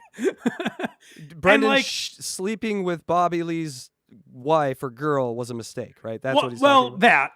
But what I'm referring to more, that was his dick fell in accidentally. Yeah, what I'm referring to more is Brendan accusing them and accusing Bobby of like creating fake Reddit accounts and going after them and doing it all so publicly because it turns out Brendan was wrong. And when you do something like that, accusation. Yeah, there's just there's no turning back from that. Also one of the funniest motherfuckers on the planet. He's just a fucking. He also has the most viral podcast clip with us of all time. Yeah. I mean, he's amazing. Well, even if you guys didn't go viral, that's no reason to try and ruin his life and intimidate him. I would suggest even if you didn't have a viral clip together. Weird thing to have on your scorecard there, Brendan. Bobby, I miss Bobby, and I don't have a lot of regrets. I've done everything. I've done a pretty good job. I made good choices in my life. I've treated everybody very well. I think that's my biggest regret. I was defending my friend Brendan. This is great, guys. If this is the next day, if they're doing this whenever this happened, 2-3 years ago, if they're doing it the next day, like when they realized they were wrong, kudos, pat on the back, round of applause. The problem is, it's once everyone over and over again told you you were wrong for years. It's tough to now be like, hand up, guys, we were wrong. It's like, yeah, no, we all said that for a while. There's an odd group of secrets. It's like a skull and boneheads. I like it. Wasn't working on all the information, and I don't know. I could get into what it was. I was going through some really crazy shit, and I just lost my fucking mind. All right, good admissions. Lawsuit. Okay, so this I'll set this up a little bit. Are you guys familiar with the YouTube channel Unique, formerly known as Scion Z? No. So he's a guy that covered. He used to cover specifically Opie and Anthony, and then he covered like comedy for a while, and now he really just focuses in on Brendan Schaub because he was making videos, like a lot of people were, making fun of Brendan Schaub, and Scion Z would suggest that Brendan may have been cheating on his wife and things like this. Allegations that people, I don't know if they're true, but people have further backed up in the years since then. So this guy was basically goofing on Brendan Schaub, like a lot of people on Reddit were. This is not dissimilar from like what Stuttering John did, where there's a way to handle goofing and there's a way not to. And the way not to is by suing Unique, who, if you don't know who Unique is, he's a guy that lives in Rhode Island and has a very severe lisp. He sounds like Daffy Duck. And he gets drunk on the internet every night. And Brendan decided, I'm going to take everything from this guy. a man who has nothing. What can I take from him? Oh, his YouTube channel. And so that's what Brendan Schaub did. And I've never heard him talk about it. Maybe he has and I've missed it, but I've never heard him directly address it. And this is about as much ownership as I would expect Brendan to take. I said if he admitted things years ago, maybe he would have gotten credit. This he still probably wouldn't have gotten credit for because he's not taking full responsibility. So with that, so this guy who works for me, right, doing this stuff, business manager, he goes, hey man, I got a call from this lawyer. I've known him a long time. That there's this guy on YouTube. He's making thousands of videos, bad mouthing you and using your content, blah, blah. And I go, he said, I don't care. I go, I don't care, dude. There's a million of them. What are you going to do? All right. Point one, where I think he's being disingenuous. I don't think he said, I don't care. I think Brendan at that time cared very much. I think now he's at the point where he's like, I don't care. If he saw this video of us which we're not even being that bad to him, but if we were really going in on Schaub and he saw this video, now in 2024, he might be like, I don't care. This is where Brendan's not being fully honest. He did care very much at the time. He was an athlete. He was not used to this type of ball busting on the internet. And he had just fairly recently gotten really famous and had more attention to him. And he had a subreddit dedicated to him and he had YouTube channels dedicated to him. I can understand not adjusting to that correctly, and Brendan did exactly that. He was horrible at handling it. If he was honest about it now and was like, I was really sensitive and I handled it badly, I'd say round of applause. I'd put on my thick boy hat and give Brendan a round of applause.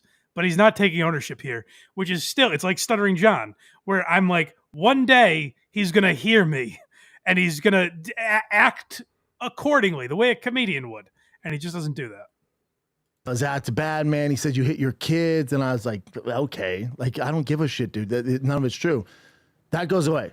Next week comes back, same thing. Dude, I'm telling you, I really think we should do something. And they know how to pull at my heartstring. He goes, he has a rap sheet where, he beat his son. It's on video on there. I'm like, whoa.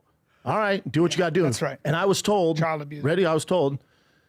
So what Brendan Schaub is saying is once they started going after his kids is where he drew the line. Well, it's almost, he's such a good guy. He said, well, I don't beat my kids. No, it's not that you beat your kids. He beats his kids. And then he said, well, now I have to stand up. Oh, is that what he was saying? Was that Scion Z beats his kids? Yes. It was a switch. I thought Scion Z was accusing Brendan of that. That's right. And Brendan said, I don't mind that. It's not even true. And then he says, but hold up. It gets better. Yeah. We got some Brendan's information. A hero. My private investigator got some information about this beta of kids. It's very similar to what. So Brendan is taking justice into his own hands. I better cut off his income to save the kids. Yes, definitely. If this guy's dead broke, he definitely won't beat it. Who in poverty beats their children? It'd take 3 months. It's still going on. That was really 3 years ago. It's still going on. So forget about it. We're crying over spilled milk. It's years ago. 3 years. This guy's only had to pay for lawyers for years. Oh, God, 3 years. That's hilarious. People don't realize is, so they told me 3 months, and I don't know if they were in cahoots together, just getting money out of me or whatever. I don't. Please let that be it. Oh, please let that be it. And the guy with the Matarese 100,000 guy, please let it be the same guy. This one guy just traveling around ripping all these fuckers off. One day, Chad Zumock is like, I had an investor come in, and If the guy walked in there right now as a guest, I couldn't point him out. I don't know who it is. I wasn't dealing with him. I'm like, yeah, do your thing. Wait. Again. And you trusted this guy to orchestrate a lawsuit? 3-year-long lawsuit. Like, you don't know who he is? Brendan, that's not a good defense. Oh, but you guys don't understand. Why did I file a lawsuit against this guy? Because the person that told me meant literally nothing to me. That's me now. Me 10 years ago, I would never. You're never gonna beat the internet. It's just internet's gonna internet. There's nothing you can do. That's good, Brendan. It's And good at the that you time, know like, that. the initial cost, good amount of money, but again, at the time, whatever. But this is like balling. I mentioned that Dave Smith Chris Cuomo debate, and Dave kept saying like you should apologize to Cuomo, which I don't necessarily like. I'm not about demanding apologies. If they're fake, they're utterly useless. But Dave Smith's point was like, you shamed people for a point of view you now have. Like you were part of ruining people's lives, and now you're like, oh, you know what? I was wrong. I kind of agree with you guys. And there's no like, oops, sorry about that. Intellectual consistency is hard with Brendan Schaub. Right. That's what Brendan's doing, where he's like, hey, guys, now I wouldn't sue him. So you should still forgive me for the lawsuit that he's still tangled up in. 3 years of court costs. Yeah. You know, so at the time, like, yeah, do what you got to do. Well, thank God, and people don't realize this, and even if he's doing, like, dragging it out, it's pro bono. I don't pay anymore. Oh, so good. Oh, good. The millionaire isn't losing his money. It's only the drunk in Rhode Island that is funneling money into this case. Yeah, and he set it up so his lawyer only gets paid if this drunk in Rhode Island is crushed. So, yeah. Today's theme, I guess, are just a bunch of people out doing thousands and thousands of free work for comedians. What's going on? Tell me about it. Tell me about it, David Collins. Whatever issue they have with it, I couldn't tell you what's going on with it. I couldn't tell you when it's going to end. I know nothing about. I don't associate with them anymore. I couldn't tell you. I could not tell you. Again, much like with Brian Callen a few minutes ago, wiping the old hands clean of this one. Still got the name. Still got the name as the prosecuting part of the lawsuit. Yes, but not having anything to do with it. Yeah. That lawsuit titled Brendan Schaub versus fucking Kyle from Rhode Island. I have nothing to do with that. No. Got court Thursday. This next one's called Emotional. Well, okay. This is where these guys are having a tough time. And this harkens back to we've talked a lot about their ticket sales at the Vulcan. They were doing this monthly show at the Vulcan. They did one with very low ticket sales. They canceled another and pretended it was because Brian Callen remembered he was having a baby. He's like, oh, fuck, that's right. I'm having a kid. Shit. So they canceled that one, and then I just don't think it's ever come up again. So these guys have been struggling. And then we played the clip of Callen talking about not being invited to the roast. These guys have had a hard time, and it is pouring out of them now. They are reflecting when they were, one of the 5 biggest podcasts in the world. They're having a tough time remembering that. With Brian, the way he dealt with this stuff, but I'll get emotional here. Oh no. It drives me, if we're being honest, leave this, Jim. Don't edit this out. I'm speaking from my fucking heart. I know you're not going to like this. I'm going to look right. It drives me fucking I know you're not going to like me defending you. I'm going to look right at the camera, and then the camera switches. Even his own people fuck with him. Nuts that Brian's at where he's at. I will challenge anyone, any comic, to go on stage after Callen. I challenge any of those comics. I don't give a fuck if it's the Comedy Store, Zanies, wherever they're at. And you're telling me Brian's not better than 99% of those fucking comics. It drives me nuts that he's not up there with those guys. Hey, so Brendan, he's also more successful than 99% of comics. You have to realize that, right? This has got to just make douche chills run up Brian Callen's spine right now. Percentage-wise, Brian has made more money than most people that have tried stand-up comedy in the time that he's done it. Way more. 100%.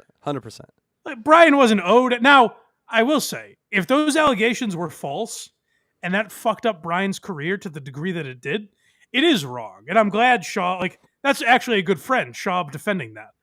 But they're not taking ownership. They're not like, hey, our podcast was mocked relentlessly for years, and that's part of the reason. They kind of think the only reason their numbers have fallen is because of that Callan allegation. That was a big part of it, but they're not taking ownership of everything that happened, just some of it.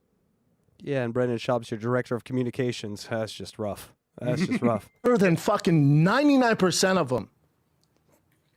And you want to outcast him over some bullshit? That's what I don't fuck with. That's what upsets me. So it makes me proud it's interesting. and not mad. I'm trying to get mad. It's tough because I agree with this take. I think the idea that, like, quote unquote friends of theirs fled when Callan had allegations, when people had no idea if it was true or not, I do think that's fucked up.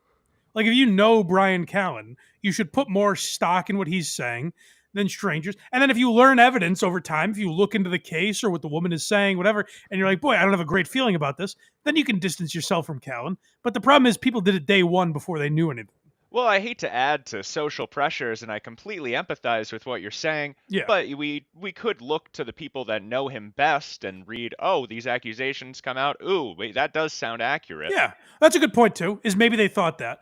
But the angle I'm taking is more that, like, I understand that feeling shitty. Like, hey, Whitney Cummings abandoned us. Fuck her. The problem is, if you go back and find a video, you just look up. It's a quick Google search. We don't have to do it, but on your own time. Search on YouTube, Fighter and the Kid reacts to Chris D'Elia charges. These men wept and said, we thought we knew him. I really only did a couple of road gigs with the guy. I didn't know dick about him.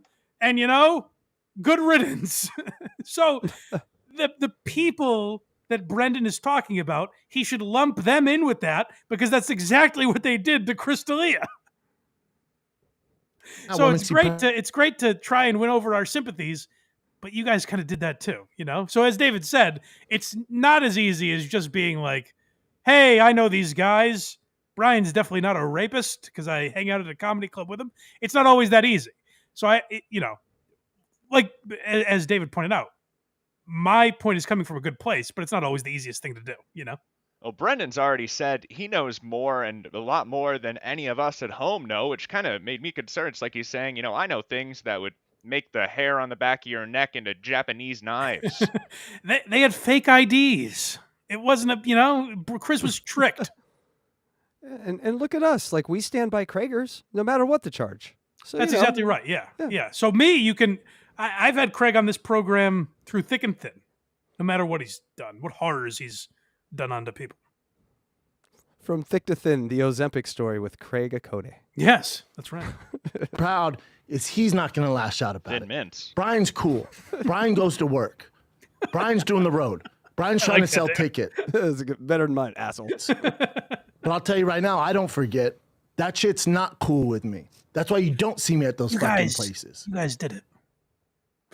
And they don't see you at those places because you're not getting invited anymore. That's the problem is the underlying hypocrisy. If, let me think of it. If Tony Hinchcliffe was saying this, who's very successful and has all this heat from the roast and Kill Tony's on fire, and if Tony was saying, hey, I don't deal with these people anymore. I don't like what they did to my friends, blah, blah, blah. That carries some weight. When you guys aren't being invited to these places and you're saying, I won't step foot in there. It doesn't really, you know what, Brendan? Neither will I. You know what? You're not going to find me in the green room of the Comedy Store. Didn't we see him in a place and they had 3 minutes of material and then canceled the tour? Right. We saw him do that already. Yeah. Sorry, dude. Come on. Fist bump at the end. Nice. Tied my career to you. Fist bump. All right. I was looking forward to all the new ideas they had for their following live show, too. That first one did not run so smoothly, although it made me feel very good. It was very soon after our David Collins 30-minute half-hour live show, and I was like, oh, well, we did a pretty good job here. Yes. Yeah, you guys were very well prepared. I enjoyed that program. But I was looking forward, well, boy, what a nice stage they had, and the guests that they said they had planned and booked, I guess it just never took place. And guys, remember to check out David Collins' 30-minute half-hour show at David Collins Show on YouTube. Go check that out right now. Subscribe. As you heard today, David is a very funny guy, and we love David here, so go support the boy. Absolutely. And we got some super chats. You there, DJ Electra? Wake up. Yes, I'm sorry, I'm like losing my voice now. What the hell was that? That was my voice not working. Oh my gosh. Zombie impression. So sorry. All right. Okay. You ready, DJ Electra? Compose yourself. Yes. Dang Lizard said, SJ tweeted, about to hit Colorado. Tukey put out bologna and Coors on the porch because they're out at the water park for Father's Day. Another win for Stuttering John. We might have to stay on live like the OJ chase. We might have to follow him from Nevada to Colorado. That's OJ, and he's scared. All right, DJ. Chef Louie, 3-hour blind mic project. Best Father's Day ever. Hey-o. It'll be longer than that, it seems. We're still cruising. We're about halfway done. Here we go. One more here. Paul Penix, is Craig down at the playground picking up hot chicks again? I don't want to speak on what he's doing. I'm sure in many ways, as he always tells me, what he's doing is nurturing young people. So it is the work of a father in a way. Well, it just makes people call him daddy, I think, is the thing there. Yeah. What would you like next, Blind Mike? Okay, so Brendan has, he says he's learned from past mistakes. And one of his big mistakes, he talked about it in that episode we just played, but one of his past mistakes is spreading himself too thin. He quit stand-up comedy because he didn't have time to see his family. He quit doing some of the shows that he was doing because it just spread him too thin. But then he said, you know what people need? And listen, this Dave Portnoy guy, he's reviewing pizzas with one bite. What if a guy took 2 or more bites? And that's what Brendan Schaub said when he started grabbing a slice with Brendan Schaub. This is very exciting. So let's watch Brendan Schaub's new venture. Now, there's only one episode of this so far, at least last I checked. But let's see if this new show is the ticket to Brendan's climb back to success. What's up, guys? Your boy Mikey Mushimeshi from One Championship called me, said he's in LA, said he's starving. I know he's a pizza head, so I decided to bring him down to my favorite pizza spot in LA. Let's get a slice. Well, very original idea. All right, this one's called Deep Pizza Talk. Okay, so this is people like Dave Portnoy's pizza reviews because they feel like he's a man of the people. He relates to what they would want, and he has some insight. He's tried so many pizzas that he could really add some insight into each slice. These, as you can tell, are a couple of pie guys. This is a man that knows a good slice and is going to direct it to the right place. So you're going to be thankful after you hear this clip. Thank God for the good of humanity and our tummies. Thank God that Brendan Schaub has started a pizza show. All right, Mikey, when I invited you to lunch, you think you were making your own pizza? No, I didn't. Yeah, me neither. News to me. Let's see how this goes. Oh, this I'm probably going jiu-jitsu to guy, copy. I think, makes it every day. He's a professional jiu-jitsu guy. I believe he makes one big pizza every day at the end of his day, and that's all he eats. Yes, they talk about that his thing, all he eats is pasta and pizza, basically. That's how he bulks up, gains weight. And so, as you can imagine, Brendan would have some fascinating questions to ask him.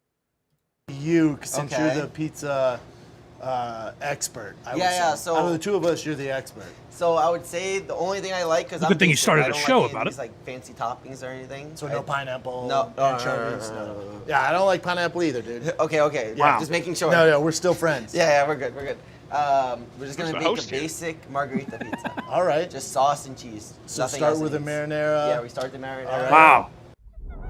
That's how you know a pizza guy, when he's like, hey, I don't like pineapple. What I do like is marinara sauce on my pizza.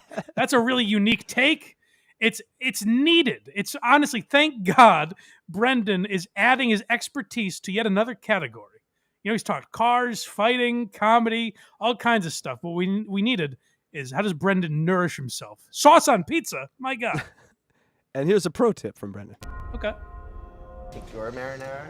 I like mine a little saucier. You like your sauce? Yeah, I know you gotta. Well, I'm not on the sauce. I so- know. Yeah, you're definitely not. We'll I didn't know he talk about invited a that. comedian. Yeah. Whenever I order Domino's, I Oh was. no, Domino's is not pizza. Yeah, fair, but it is kind of. Well, it's not, is it? It's like calling Taco Bell Mexican food. Yeah, kind of. Yeah, sometimes, you know, I got kids, man, and it's, you know, you got to do what you got to do. But This is like if I started Why You Laughing and I was like, we're going to talk about the greats, legends like Jeff Dunham and fucking Bill Engvall. All the best comics. Brendan's like, yeah, well, I enjoyed Domino's. They should make the pizza, eat it, then wrestle around afterward because they're both MMA fighters. Listen to this. It's fine to eat. It's absolutely fine to eat Domino's. They're very successful. A lot of people do it every day. They fix potholes. Absolutely. It's perfectly fine to eat Domino's. But you don't necessarily need a show to tell people to do that. You know? Like the word is out on Domino's, I think. If you're ever in a pinch and you need a nice hot pizza, from Domino's, what you do is you always order the extra sauce because they have to make it. Yeah, they have to make it fresh. He says. That's That's good. That's good to know, Brendan. I'm glad you started a pizza review show. Now, like Dave Portnoy has the One Bite app, so anywhere you go, you know like the best pizza scores. Now you know if with Brendan's new app, you'll know where the Domino's in any given city is. It's very exciting. It's more like a fast food hack than a pizza show. Right? Yeah, exactly. I got one more crying Brendan Schaub, if you want. Okay, yeah. So Brendan's had a tough week or two. So this is from a week, or actually maybe only a couple days earlier. I think 2 episodes in a row. Brendan gets very emotional, and these guys they've really struggled. Like they've made a lot of mistakes, but my heart does go out to them in a way. Watching them publicly struggle through not having as many views on YouTube. Man in Crisis. You made some nice cry. And he came up to me and goes, "Dad, I'm starting pitcher." In my head, I went, "Oh fuck," because the kids are really good. And me and him haven't worked out because usually it's a repetition thing. He has to, you know, he's never been taught. He's never been taught to pitch, dude. He has no professional training in pitching. There's a lot that goes into pitching. Oh yeah, bro. And I'll post a picture of him. He's in his outfit, and I got him these cleats. You know, he doesn't really care about the cleats. Oh boy, I do. And I wrote his name on them.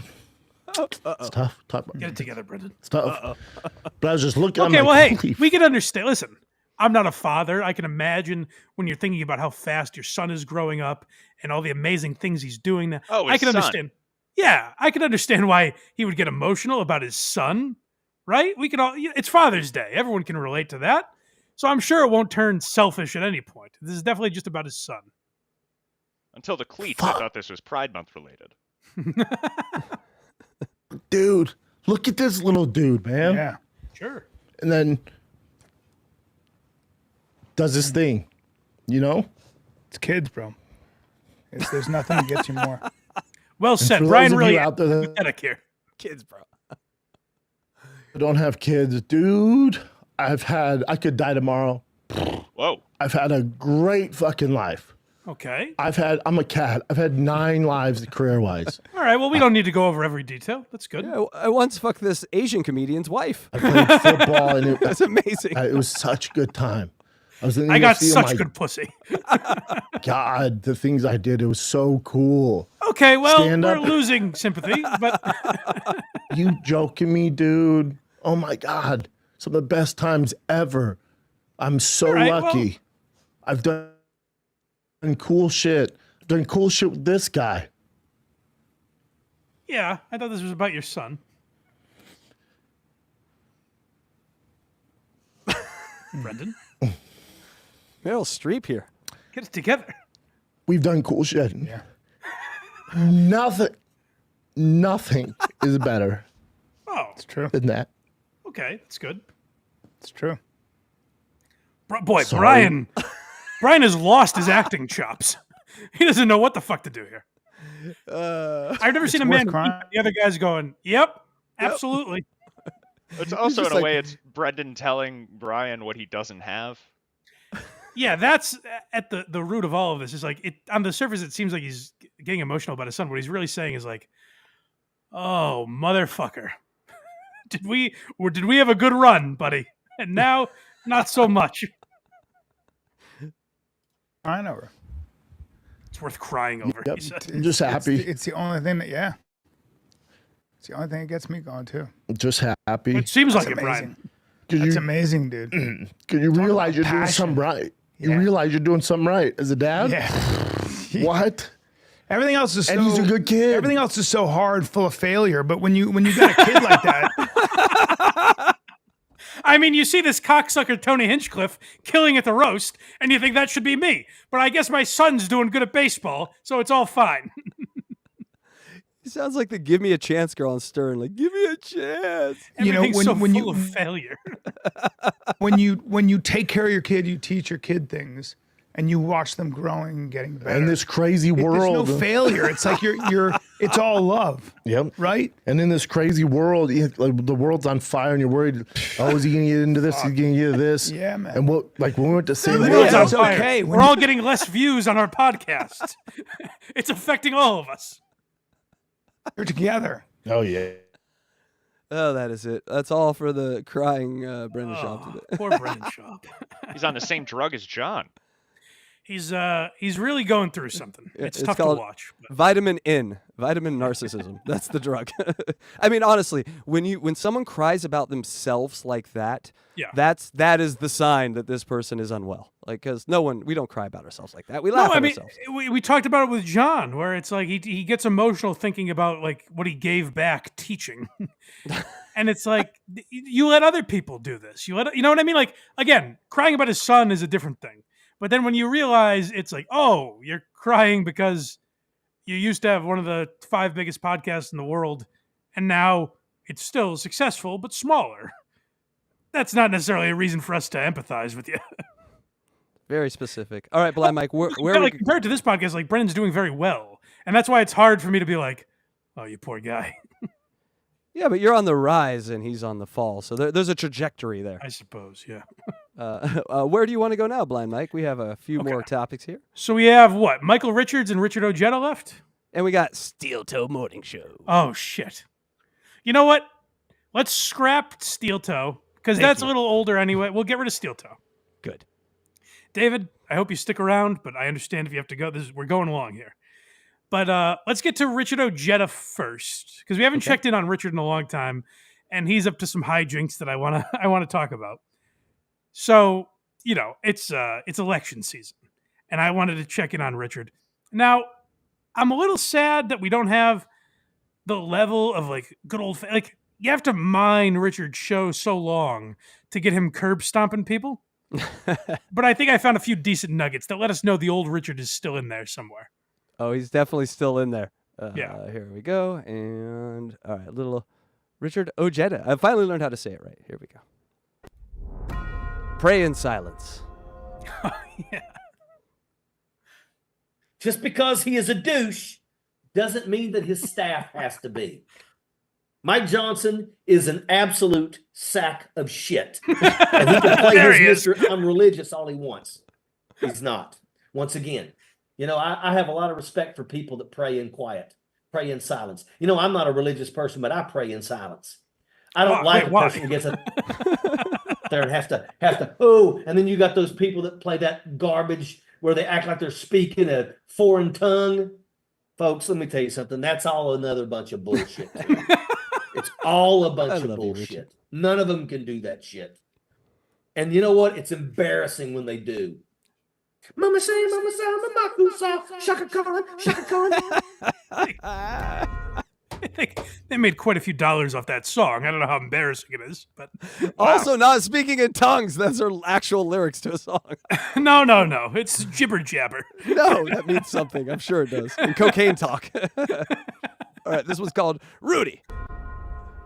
Oh, this is he's talking about Rudy Giuliani. And Richard Ojeda always has a way, like even if you agree with him, he always has a way of talking about people that you're like, well, all right, let's reel it in a little bit. You know, and you know what? When the evidence comes out, I mean, this guy, he's a pervert.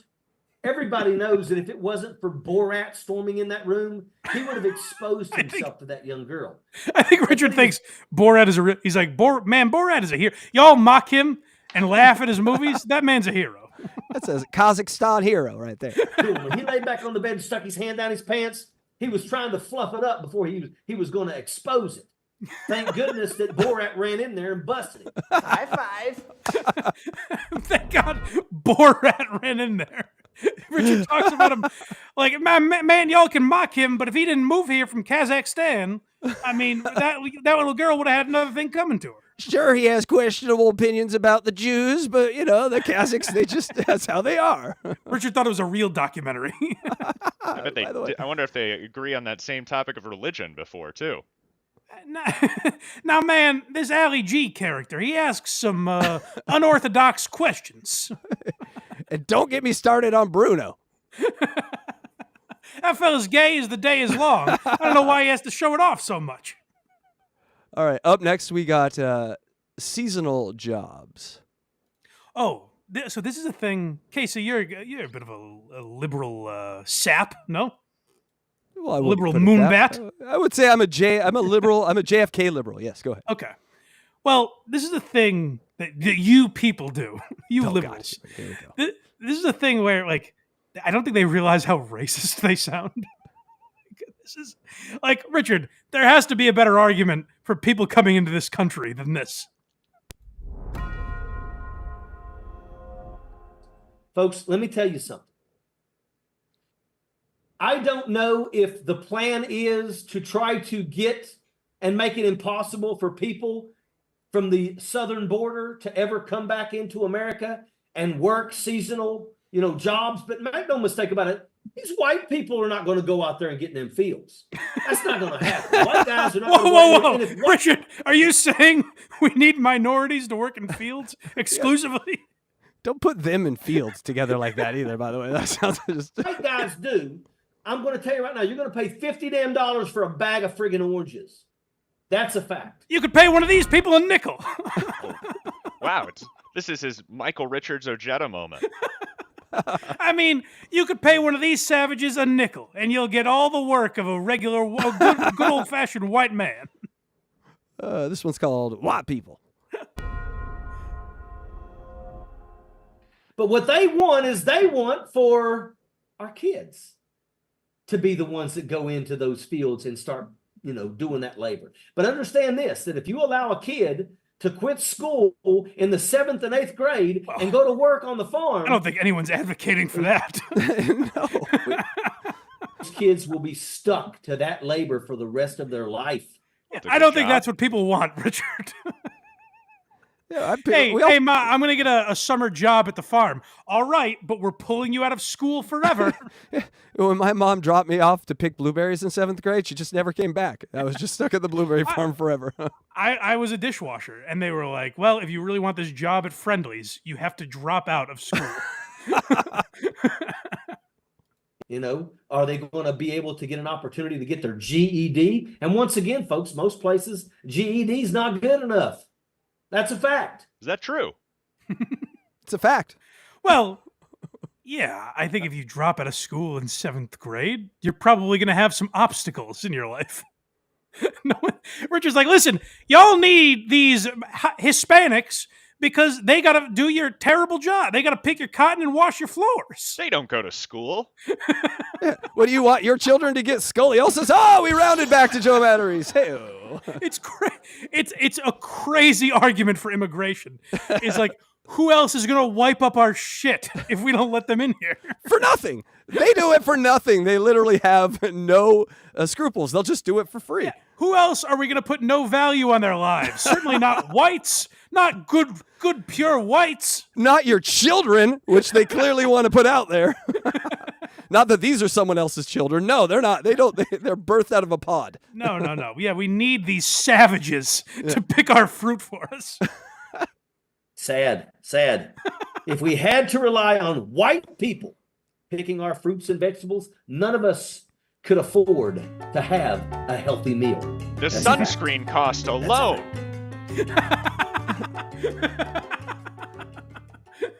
I mean, I'm from California. He's not wrong. They do provide an insane workforce for the cost. It's because they're cheap labor. We were talking about John earlier being like a liberal. It is, you would expect this argument out of like a white nationalist. Like, yes. They belong in the fields picking our fruit. These dirty mongrels. Well, liberals get away with a lot more. You should try it. You don't want good white hands picking our fruit. They are made for counting money. All right, coming up next, we got one called Conspiracy. Oh, this is my favorite one. So, after we hear these theories, I'll tell you what he's talking about. Like there's things that he's referring to online, but I think Richard may have taken a few leaps to get to the conclusion that he's drawn here. Did you know that Saudi Arabia owns the entire 45th floor of Trump Tower? Really? You guys do know that that's one of the ways that they've been able to basically funnel money to Donald Trump. Oh. They pay for every single room on that floor, even though nobody is staying there. Oh my God. They pay the hotel that fee for every room every night, even though not one single room is being used. Dear God. This is part You get of in the what- hotel, you get in the elevator at the Trump Tower and you're like 44, 46. Why can't I? What the heck? Right, So can the I people- visit that hall? The people that have more money than God have a place to stay when they're in New York. Wow. Go Gives to a 10. 45th floor. You get out of here. There's nothing for you to see here. They were doing, folks. This is how they were bribing Donald Trump. Oh. They were paying for every single room on that floor every night, every single night. And the money was always there. Oh my God. That's They would why. never tip. That was the worst of it, David. Jared Kushner. So I'll tell you what Richard's, before you listen to the rest of this, I'll tell you what Richard's referring to. Apparently, years ago, the UN paid for rooms in the Trump Tower. Like that's where the UN, the Saudi Arabian, whatever you call it, faction of the UN operates out of, and they pay for utilities yearly. And so Richard is equating that to it being a ghost town, a Ponzi scheme, where if you go there, it doesn't exist. If you see someone that says like, "Hey, I was up on the 45th floor of Trump Tower," the response would be, "The 45th floor of the Trump Tower hasn't existed in 20 years." A great relationship with Saudi Arabia. That's a fact. Did you know that Russia owned the entire 63rd floor? Oh my God, how And deep they does this pay- go? Where can I Is get a room anyone in in the this Trump building? Tower? What was that, David? I'm sorry. Well, same thing. Where can I get a room in this building? Got to get yourself a country, David. So I'll tell you this one. The Warthog briefed me on all this information. Apparently, there was a Russian mobster that lived in Trump Tower. So Richard is now extrapolating that to Russia pays for a floor of the Trump Tower. Every night. Every single room. This place is You know, a there was, ghost there was town. no cleaning staff that had to do anything. The rooms were clean. There were nobody in them. My Hell, God. they could have took That's not how dust works, but okay. all the stuff, linen and stuff off the bedding anyway. Nobody's going to sleep there. This was just an opportunity for them to be able to send a shit ton of money to Donald Trump every single day. I like the idea of walking into the Trump Tower and there's just a guy at the front counter with his feet up on the desk and he's in his underwear.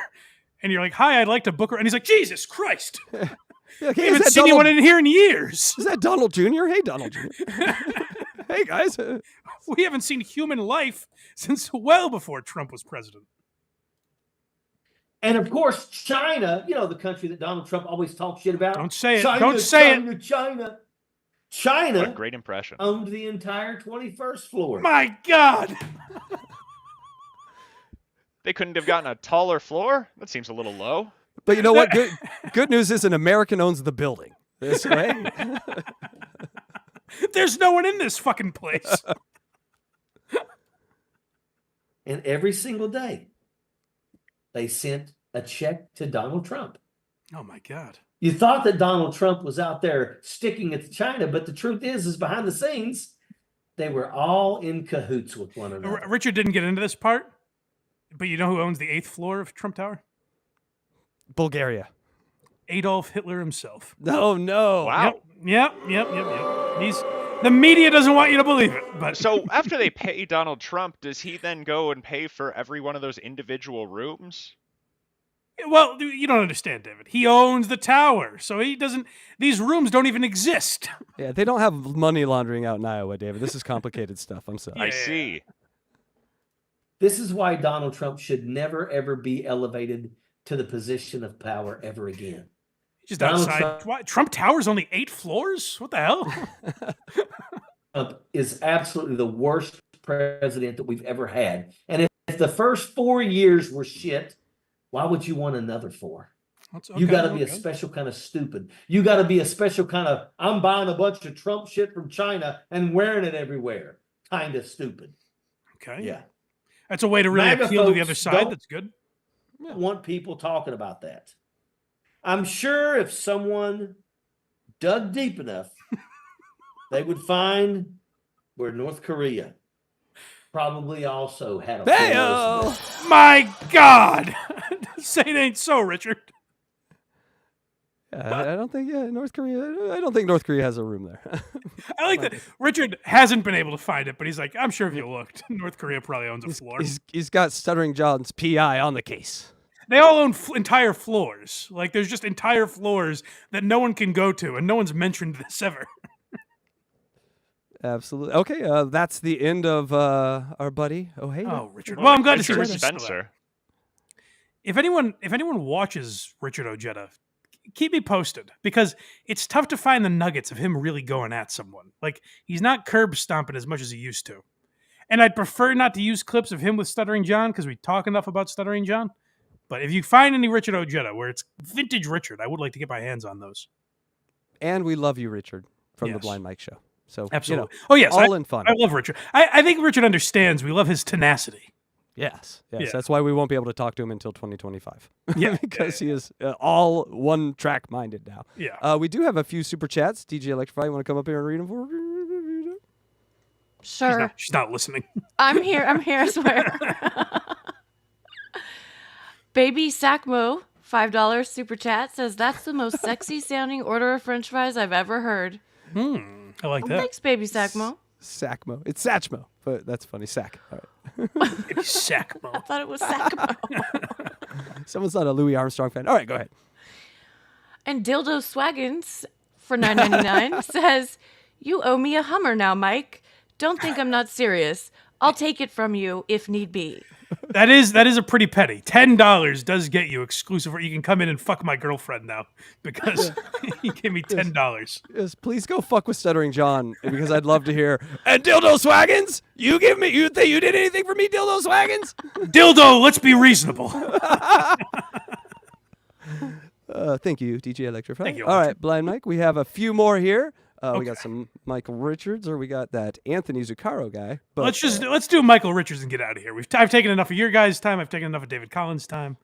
Let's do Michael Richards and get out of here because I was intrigued by the Michael Richards comeback tour. So he's got a book out, and he talks about getting like diddled as a child and stuff.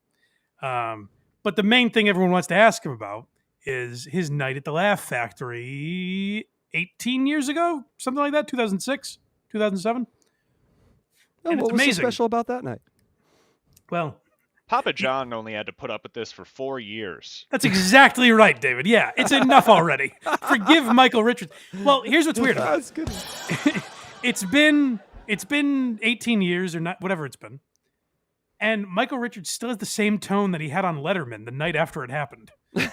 It's crazy. It's like, Michael, Larry David did a brilliant job explaining why you've paid for your sins on Curb Your Enthusiasm. Like, he really did a good job of saying, like, this man's not necessarily a racist. He was just fucking angry. Chappelle defended you. A bunch of comics defended you. Your punishment is over. You know, like, it's time to end this sad sack routine. And it's crazy because he has it in every fucking interview that he does. Watch it. So we have him on The View and the Today Show. What are we starting with? We're starting with the Today Show. This one's called Anger. Okay, so he's talking about that anger, and it's like, 18. If you've never seen, we talked about it on Why Are You Laughing, but if you've never seen the clip of him on Letterman where Seinfeld's like, "Stop laughing, it's not funny." It's wild, but it's the greatest ever Letterman ever. It's the greatest apology ever, the greatest Seinfeld appearance. It's the greatest of a lot of things. But what's crazy about it, like, is his approach, but like, it's the night after it happened. And people in the audience didn't even know what was going on yet because it's just before smartphones. So, and it was like one of the first viral videos, really. It was one of the first like celebrities getting caught on camera that just went crazy the next night. So like, I understand Michael Richards not knowing how to deal with it. 2 decades later, you probably should have gotten a grip on how to respond when people ask you about this. We haven't seen you in many, many years, and you're out now with a book. And we should just get this part, I think, out of the way, because the reason that you have been out of the spotlight was because of something that happened back in 2006, and it happened at a comedy club, and they called it a big racist rant, which it was, and you sort of disappeared. Look from at that Cuckold point Richards. on. He can't be like, well, no, I'm actually not a racist. He's like, yes, absolutely. I'm a bad boy, and you should punish me. Still, 20 years later. And you gotta love the producers meeting. Who should we have interview Michael Richards? And they all look over at her. She's like, fine. Yeah, I'll do it. Fine. He's not going to call me the N-word. Work since then. How are you different today than you were on that day? Oh, the difference. Probably more. He is Kramer.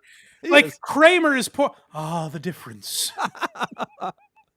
He's Kramer mixed with like a Shakespearean actor, but it's bizarre, like this performance that he's doing, because it's been 18 years. Michael Richards has coped with it. He's dealt with it in his head. It's not as fresh as it was that night on Letterman. You can move on from that tone. Where, oh, the difference. Oh, yes. Oh, that word. He could have had a whole. If every Thanksgiving someone has to bring it up. Now he's back on this tour. Right. He could have had a whole child that was born, went to college, and now could explain this thing better than him. I think he does. On that Jesse Waters there, he referred to his young kid. So, oh jeez. There we go. Of myself, anger, looking at it very closely. It's something that's always with us. Certainly with me. Not as horrible as it was 18 years ago. You didn't shoot anyone, Michael. You said 50 years ago they would have been upside down with a pitchfork up their asses. A little crazy, but you've paid. You've reaped what you've sown. Yeah, it seems like he's serving Jared Fogel's time or something. Like, you yes, didn't do anything bad, bro. I mean, you did, but it's over. It's the same tone that Sandusky had on the phone with Bob Costas. Yes. Anger had a hold of me, and I canceled myself out. You canceled yourself. Take an exodus. Yeah. Get away from show business and see what the heck is going on inside me. Yeah. To have been so despicable that night. Yeah. We remember from the Letterman thing. We remember. It's honestly 18 years later. And I gotta say, it robbed us, because Michael Richards is one of the funniest character actors there's ever been, and we missed 20 years of shows he could have been in movies.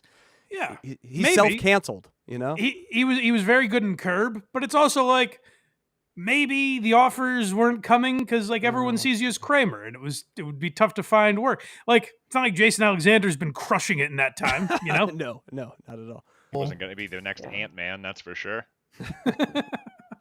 And hurting. Did you make amends? Do all the things that Did you feel like you said you were sorry and you did all the things that you should have done?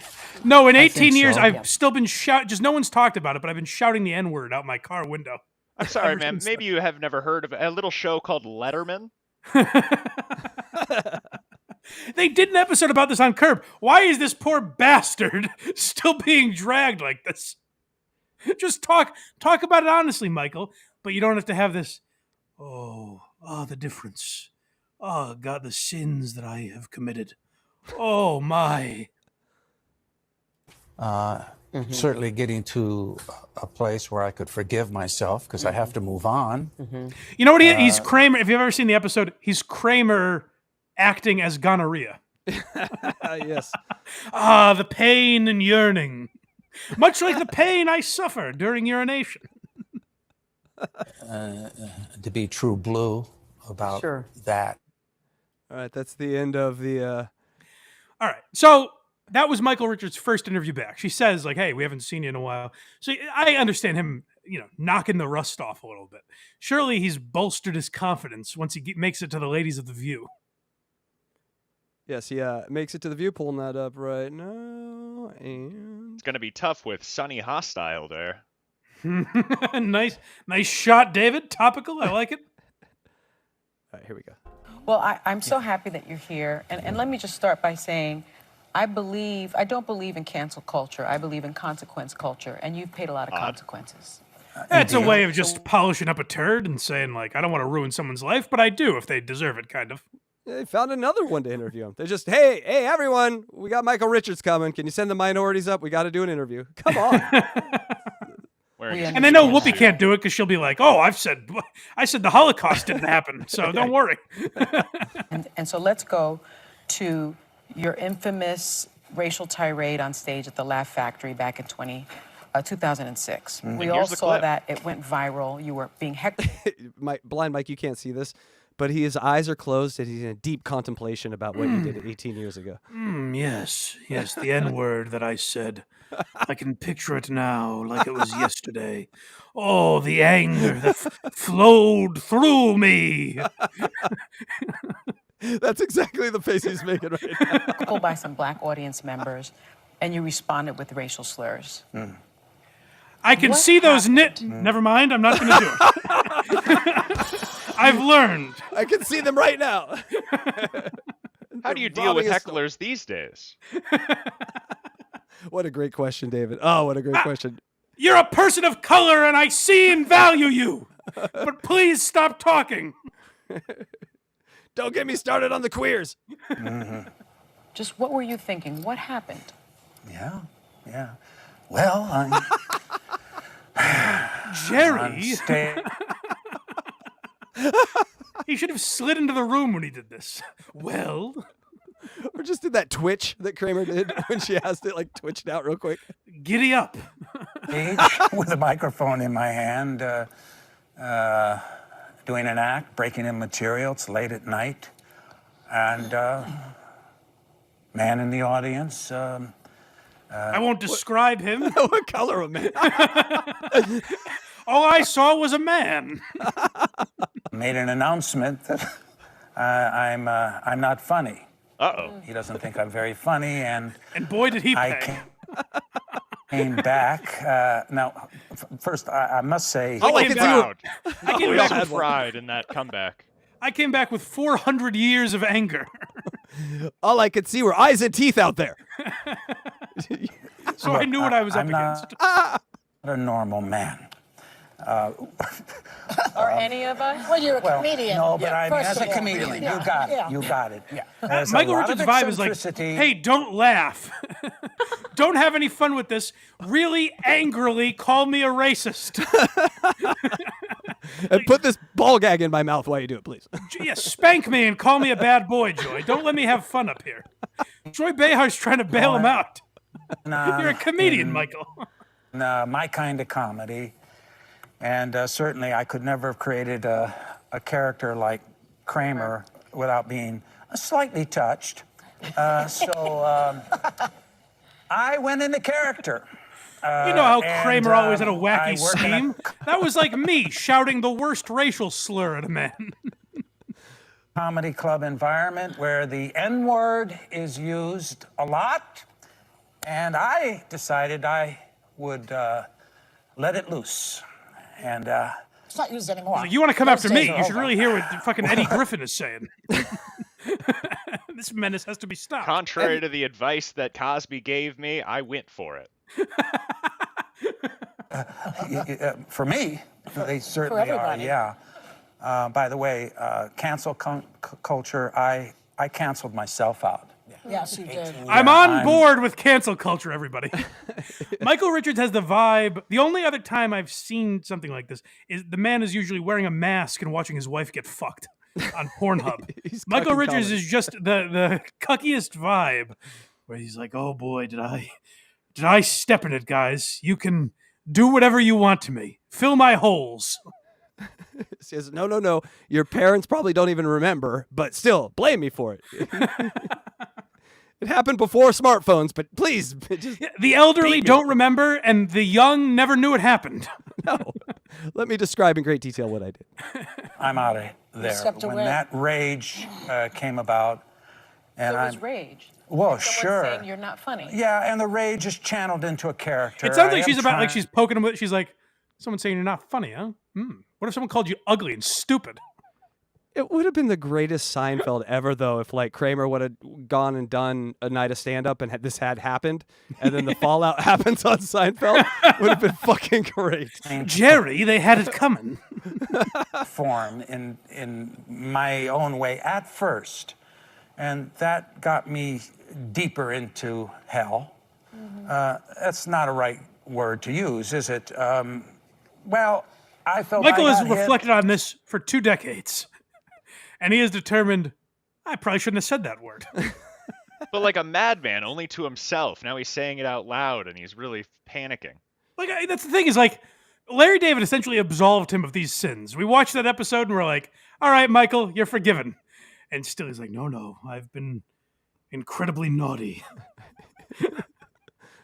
Here's the whip. Whip me some more, sir. Does he want to work? So- Does he want to get back into the industry? Is that what's happening here? I think it's a little late for that at this point. He's selling a book. Yeah. I see. I'm hitting back. Yeah. That person went low. I'm going lower. And I'm very emotional about it. You see, I can still, after 18 years, you can Still want to call him? Oh, never mind. But this is the passion that I am. Maybe it's because I'm Italian. Maybe You are? Oh, yeah. the Boy, Cuomo what a- excuse. Another nasty stereotype. Well, maybe it's because I'm a violent dago that I threw these. Matarese, I got an opening act for you on your Italian tour here. Well, I had just gotten done beating my wife and cleaned the sauce off my hands. Also because I'm. Hey, no Matarese, they're not. All right, there you go. Michael having a little fun. All right, It's he funny, warmed when up. I a saw little. you in person just now, I thought you look a little like my father. I am your father. Hey, all right, there's Mikey. He's back. He's back, baby. You know who doesn't have fathers? Heyo. Well, I could find the father, but But you know, They're like, I'm so Michael, sorry. no. He's like, I'm sorry. I'm terribly sorry. I slip back up. I'll see you in 20 years. listen, I don't. Am I answering the question? did. I mean, in the did. sense We that just wanted to know I what tried, but it went to hell. It was heroic, horrific. I took a step for white men that hasn't been taken since. I was Barstool before Barstool. I put these fellas in their place, for God's sake. Apologize for it. I have. and I you've have, learned something from this, don't Oh, You've indeed, learned something. indeed. But let me ask you, Michael, do you still have that rage in you that you had that night? Anger is still around. It doesn't go away. It's the color of my fur. Well, let's took not my- use the word color. They took my catalytic What a choice converter. of words. I went personal, and then I started seeing it collectively and the rage behind the And wars. these and I'm people, there in the club percentage-wise, making- fill most of our jails. I just couldn't contain it anymore. Let me read you out some crime statistics here, panel. I said, it's one individual, but if you look at the numbers in Chicago, it's much more than that. We all love Michael Jordan. Those were big considerations for Comedy's me not after pretty that. sometimes. Yeah, well, it goes. You said it, can Joy. go into tragedy. Yeah. Sometimes a guy screams the N-word in a pure rage. You said it, Joy. You know, Joey, what a lot of people don't mention is how many laughs people got at my expense. Hey, good point. That's right. He supported comedy for like a year and a half just with being the butt of them. All right, that's our segments, Blind Mike. Congratulations. Oh my God, guys! I appreciate you hanging on and spending your time with us today. We got a few super chats here. We'll get those in, and then we'll get some plugs, and we'll get Blind Mike out of here. All right, ready, DJ Electra? There you go. Dang Lizard says, Michael Richards tried Delusion by Stuttering John and just yell, "It was a different time, you idiot losers." I was on the biggest sitcom of all times. Yeah, there are multiple ways not to handle it, but... All right, and our final one for the day, unless one sneaks into the line. Come on, people, get in one under the line. Here you go. And Dang Lizard again. How can he be that bad at Dang explaining it? Yes. So it was true. almost... Yeah, he's had 18 years to prepare for this. Yeah, and he's laughing in the middle of it. I was dying. And it's probably the, like... I'm sure he's thought about it every single day since then, is how he would respond if asked about this. And he's like, well, anger is a funny thing, isn't it? It flows through a man. All right. Long show. Great show, Blind Mike. David Collins, do you want to give some plugs here? Yeah. David. Oh, well, everybody knows where to find me. I think I've plugged everything throughout the period. Oh, there it is. Yeah, the Instagram. You're going to want to check out some of these street interviews from that red carpet event we had Friday, and I think we still want to get some out from Floodwater, too. I do have to apologize to Blind Mike here. Was on here a handful of weeks ago, and I believe Jerry just had pranked me. I think it was a fake competition. Oh, that Jerry. The Real Ass Podcast thing was fake. That's the only thing that I could be left to understand. You know what I suspect is Lewis makes a lot of proclamations. Louis J. Gomez. He says a lot of things, and then like most of them he follows up on. But I think it was just something he forgot about, probably. Maybe. I don't know. For weeks, I was calling the show live like 20 times within the hour and not getting any pickup. So it's really up in the air what happened. But I think we're going to interrupt one of his shows. Well, not interrupt, but we're going to do some street interviews outside of one of his shows when he comes through at the end of the summer. Oh, good. He'll talk to you. Luz will talk to you. Luz is a good man like that. And then I'll explain how he and his team never got back to me after multiple correspondence. I look forward to seeing that. So everyone subscribe to David Collins. Look out for the episode with him and Electra. I look forward to watching that when we get done here. So check at David Collins Show on YouTube. David Collins 30-minute half-hour show wherever you get podcasts. Follow him on Instagram. David's a friend of the show. We appreciate his time and his humor. So check him out. Happy D-Day, too. Dad's Day, Father's Day. Yes, and I was wondering, is this David Collins? Because it kind of looks like him. What? It's okay. It's a Borat swimsuit photo, but it does very much look like David Collins in the. It's the mustache. It is the mustache. DJ Electra and Casey Day. Where can people find you guys? All right, I actually have some for that. DJ Electrify, you want to give our plugs off this little sheet here? Oh wow! Go to hackridethedemon.com for everything Hackride related, and djelectrify.com for all my links. I got Lunchbox Monday, Wednesday, Friday at noon Pacific, 3 Eastern, and Catch 22 every Tuesday night at 7 p.m. Pacific, 10 Eastern. Had a babe. All right. Beautiful. I was watching Lunchbox the other day. I enjoyed the program. Yes, and we Thank very you. much appreciate you watching that episode. Well, I wasn't fishing for that, but come on, guys. I made a little segment of that. If you guys want to watch it, I don't know if we have time.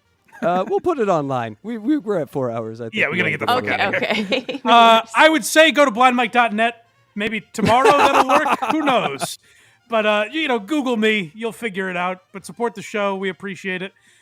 We post for a long episode like this. If you're watching live and you're like, I don't have time to get back to all of it, we post every segment throughout the week, so you can pick and choose what you like, what you don't care about, and watch there, or the timestamps are in the video, whatever. Support the show throughout the week. We appreciate you. Why Are You Laughing is exclusive to Patreon for the next few weeks. We'll be back sometime in August, but for now, you got to go for Patreon and YouTube members. Make sure you subscribe to get any bonus episodes that we do in the meantime. Check those out. And, support the show. We appreciate you. WATS Thursdays at 6. We'll talk to you guys next time. Thanks for sticking around. Thanks, Blind Mike, and happy Father's Day to everyone out there. Yes.